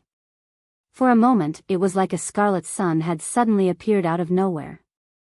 It was shocking and dazzling. The next moment, Grom, who held the axe with both hands, slashed down like a falling meteor. Speed up. Speed up. Speed up continuously. Insanely fast speed up. A moment ago, Grom was still about 10 meters away from Sylvanas. It felt like Queen Sylvanas could easily dodge with a light stomp of her feet. In the next moment, the sharp tip of the axe had already chopped down on a few strands of Queen Syriana's bangs that were leaking out of her hood. At this moment, the sharp whistle of the axe cutting through the air had just spread. This attack broke the speed of sound. This was the attack that the Hellscream family was famous for. Lord Howl's father had used this attack to kill countless ogres and Gollin. Lord Howl himself would also kill the night elf demigod Cenarius and the demon lord of the abyss, Manaroth, who was even bigger than the heavy truck Duque was in before he transmigrated. No, when Duque, who was in the command center, saw this scene through the magician's eye that had been monitoring the battlefield, he was so shocked that he stood up abruptly. Cold sweat instantly soaked his entire back. Could it be that Queen Sylvanas, who was supposed to shine brightly on the stage of the world of Azeroth in the future, would fall here? It was still World War II at the Dark Portal. There was no Doomsday Army at all. It could be said that Queen Sylvanas' death here was death. She would never be reincarnated. Unless, Duque did not dare to imagine it. However, in his nervousness and shock, Duque had forgotten someone, Aurelia. As the big sister of the Windrunner family, how could she let her sister die in front of her? Indeed, Sylvanas was still immature. She was far from the all-powerful Dark Ranger and Queen of the Undead in the future, who could shake the world with a stomp of her foot. This was the reason why Duque had asked the two sisters to deal with Master Ho in the name of the Alliance's deputy marshal. Aurelia raised her leg and kicked Queen Sylvanas in the butt, allowing her to narrowly avoid the attack. Bloodhowl was still slashing down. Seeing that she could not hit Aurelia, Queen Sylvie was about to chop off one of Aurelia's legs. Illyria's battle-hardened experience came into play. In that split second, she used the 3 arrows in her right hand to stab Grom's face. At the same time, the muscles on her abdomen bulged. She used her waist strength to turn her kick into a whip kick towards Grom's knee. Perhaps Grom could chop off one of Aurelia's legs. However, the price was that Master Ho's face would be pierced by 3 arrows. This was a fighting style that traded injuries for lives. Grom's expression changed, and a serious expression appeared on his rugged face. He didn't expect that such a delicate and strange human could actually have such a ferocious fighting style. He finally realized that it wouldn't be that easy to win. Grom cancelled his jump slash. The muscles on his arm bulged, and he swung a whirlwind slash instead of a slash. In the blink of an eye, a violent tornado appeared. All the surrounding wood was chopped into sawdust, and even the seawater was sucked away. Grom looked like a small tornado on the ocean. The Windrunner sisters jumped away swiftly. "Sister, are you all right?" Sylvanas knew that her carelessness had dragged her sister into this. She couldn't help but look at Aurelia's leg, which had been cut into pieces and was bleeding. Aurelia's face twitched. She wanted to comfort her sister and say that she was fine, but in the end, she said in High Elf language, "I'm fine, but I'll be a little slower." Orcs had thick skin and flesh, so they were fine even after being hit by dozens of arrows. However, for the Windrunner, who relied on speed and agility for a living, being a little slower could mean the difference between life and death. It wasn't an exaggeration to say that Grom's strong physique allowed him to make many mistakes. If the Windrunner sisters made one mistake, they would be doomed eternally. Gritting her teeth, Queen Sylvanas said coldly, "Sister, cover him from afar." Okay. Even though she was a little worried, this was the only way. While Grom's whirlwind slash was over, Sylvanas slung her longbow and unsheathed her sword. Aurelia, on the other hand, opened up a distance of 20 meters and covered her sister with a continuous barrage of shots. In the command center, Duque finally relaxed when he saw that the Windrunner sisters and Hellscream were evenly matched. This was an exchange of chess pieces. Duque suddenly had an idea. He wasn't afraid of the orcs attacking with a large army, but what if a few powerful chiefs came? Although there was only one Hellscream, there were many talented orcs, and Grom Hellscream wasn't the only one. There were also Gujar and Samuro. Wait. Samuro? Duque suddenly realized where his weakness was. Tyrion Fordring. Unsure why Duque would call his name without Uther, Tyrion, who was ready to go down the mountain at any time, stepped forward. "Yes. I'm worried about General Lang Rin at the front lines. I need you to go there immediately and follow General Lang closely during this battle." Bodyguard. Tyrion's face was a little gloomy. In his opinion, a paladin should be the kind of person who charged and broke through enemy lines, not a bodyguard. Duque's voice came again. "I suddenly remembered that the orcs have a special class called Blademaster. They have a stealth ability similar to thieves, but they move faster and seem to have some kind of strange power when they attack. Tyrion, this is a heavy responsibility. If something happens to General Lang, it will be a heavy blow to not only the battle for South Shore, but the entire alliance. If you go this time, no matter what happens, I will remember you. Understood. Duque's transfer was a matter of life and death. Ryan was wearing a golden helmet and armor. Although he could arouse the courage of the Storm Wind soldiers, his existence was also very conspicuous to the tribe. Just as a sword suddenly slashed at Lang from behind, Tyrion arrived. Holy shock, one of the few long-range attacks of a paladin. The attack came at the most needed time and place. The sneak attack stunned the Blade Master for a moment. It was also at this moment that Lang and General Tom realized what was going on. Two intersecting swords slashed at the blurry figure that was gradually becoming clearer. However, this Blade Master obviously didn't give up. Blade Storm suddenly rolled up.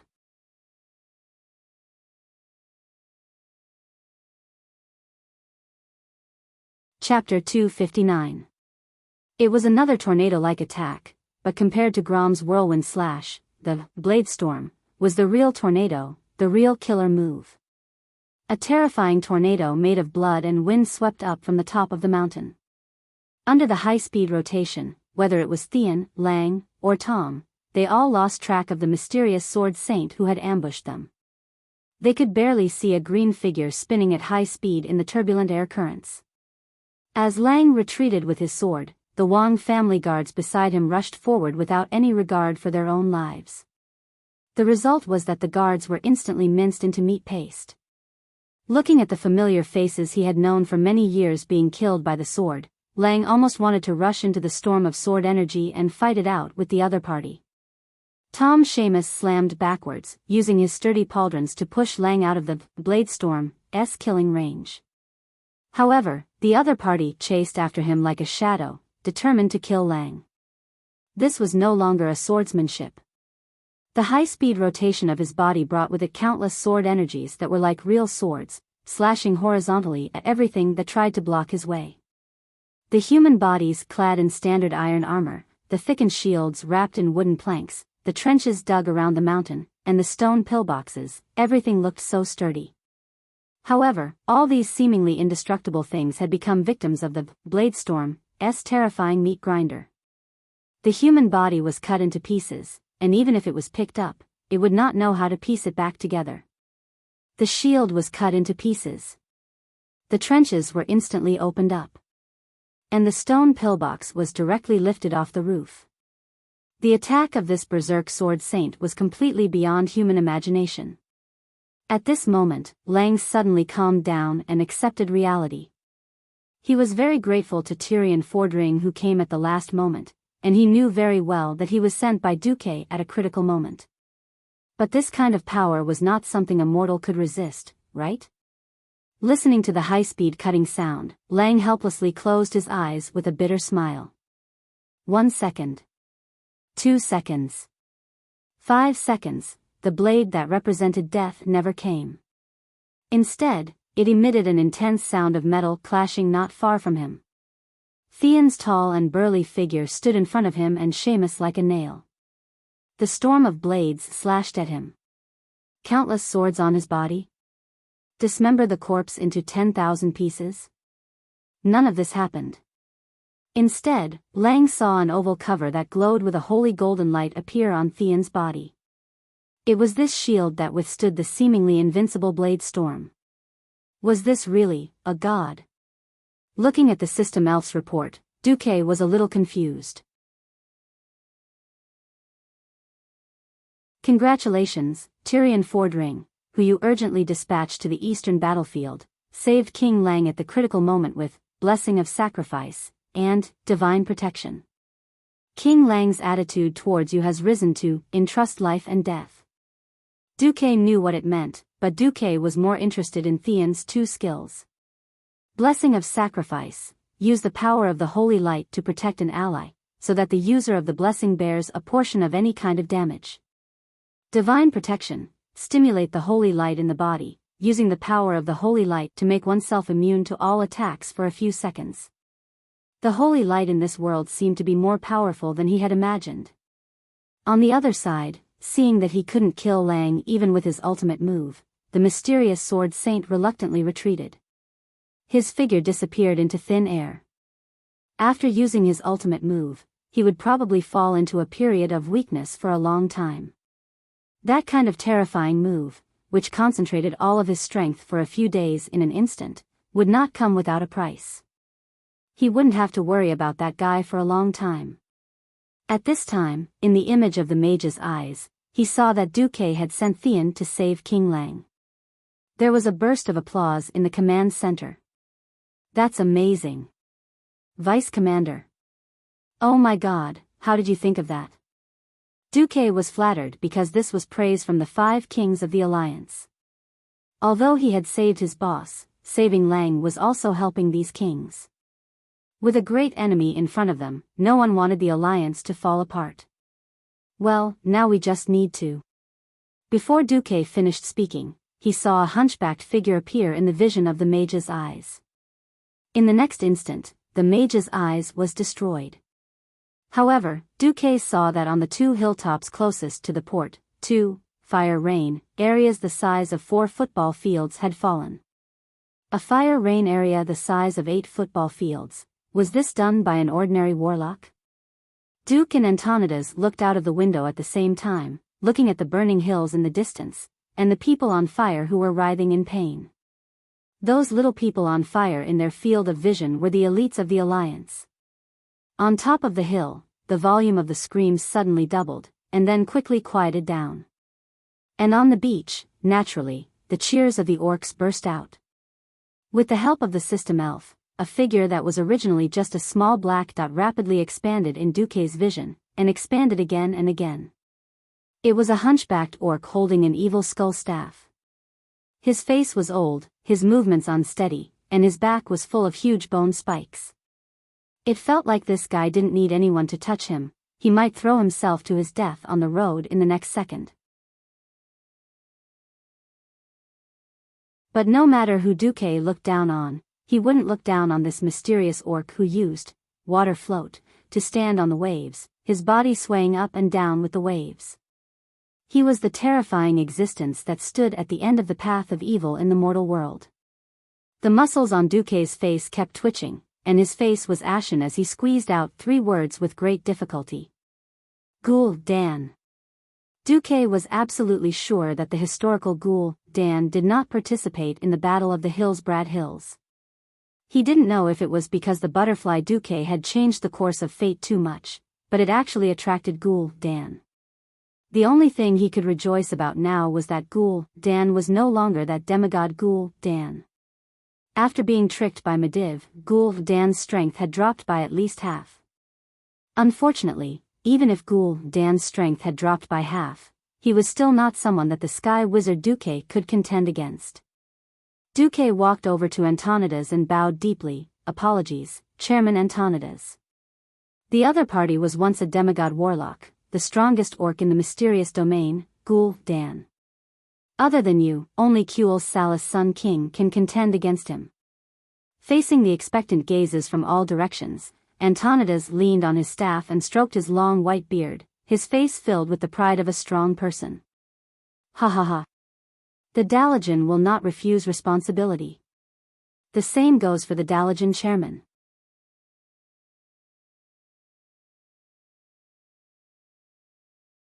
Chapter 260. Duque heaved a sigh of relief when Antonidas agreed to fight. Ghoul Dan's appearance really made Duque feel like he was in a dog's den. Duque knew that a treacherous fellow like Ghoul Dan would not work for Orgrim wholeheartedly. However, there were some enemies in this world that even if you knew they wouldn't be serious, you still had to deal with them with all your might. This was a boss, this was power. Duque looked at Ghoul Dan's arrogant figure and bit his lips.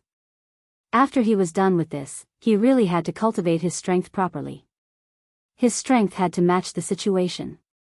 Duque knew that even as a Breaking Dawn wizard, he would not be able to survive an attack from hundreds of thousands of beastmen. Moreover, he was not one yet. Without the support of the Alliance, even if he had the strength of a god, he would still be overwhelmed to death. In the future, Antonidas had died here, as had the Sun King and Astrian Sunstrider. Fortunately, Duque was not the one who had to face Ghoul Dan head-on today. Antonidas lightly waved his staff in the air. Without anyone seeing how he chanted an incantation, mysterious runes formed a long line in the air in front of them. 3 seconds later, this line was stretched open by some mysterious power, turning into an oval that allowed one person to pass through. On the other side of the circle of light was the empty gate of South Shore. That was the gate that connected the docks to South Shore. The beast men were not idiots. They knew that if they did not get rid of the humans on the 2 hills and rushed into the town, they would just be sending themselves to their deaths. Under the scolding of the tribe's commanders, the beast men all charged towards the hills. In the midst of the intense battle, there was an empty patch of land. The next moment, Antonidas appeared alone at the gates of the town. Oh. I didn't think there would be a human wizard who would dare to fight. Ghoul Dan muttered in the human language 200 meters away. However, he knew that Antonidas would hear him.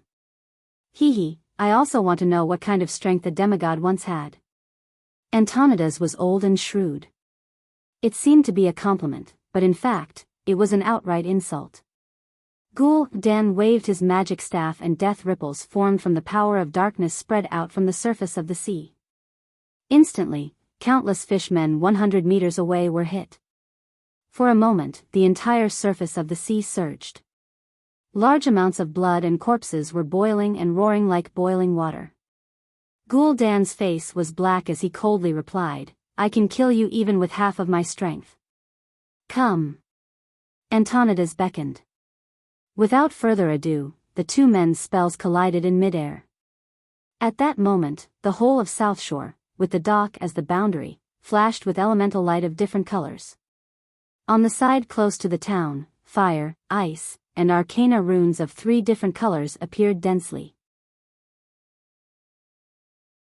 With the dock as the boundary, the side close to the sea flashed with overlapping crimson flames and black shadow magic formations, and they also contained a large amount of mysterious and evil aura. 2 completely different scenes occupied the center of the battlefield, completely enveloping the whole of South Shore and spreading in all directions. The next moment, the spells that poured out from the magic formations around the 2 men collided. The destructive flames and bone-chilling ice collided fiercely in midair. The ice shards and the aftermath of the flames formed a terrifying steam that roasted any creature that tried to get close to it. The evil shadow arrows were scattered by the fireballs, dyeing the nearby grass black, and the vitality of all the plants and animals that came into contact with them instantly withered. The aftermath of the scattered flames was not inferior in any way. It easily burned everything that could be burned. The azure arcane radiance violently shot at the curses that were mysteriously drifting over, rendering the warlock's most mysterious pain attribute curses useless. The battle between these 2 was even more terrifying than the battle of 10 wizard squads. The shockwaves of the fierce battle easily swept through the town. Duque had long since decided to make South Shore the main battlefield, and he had long since moved the residents away. However, seeing these 2 freakishly powerful people fight, Duque was still overwhelmed with shock. After all, this was not even Ghoul Dan at his peak. Even now, Ghoul Dan still had to use more than half of his power to maintain the darkness portal.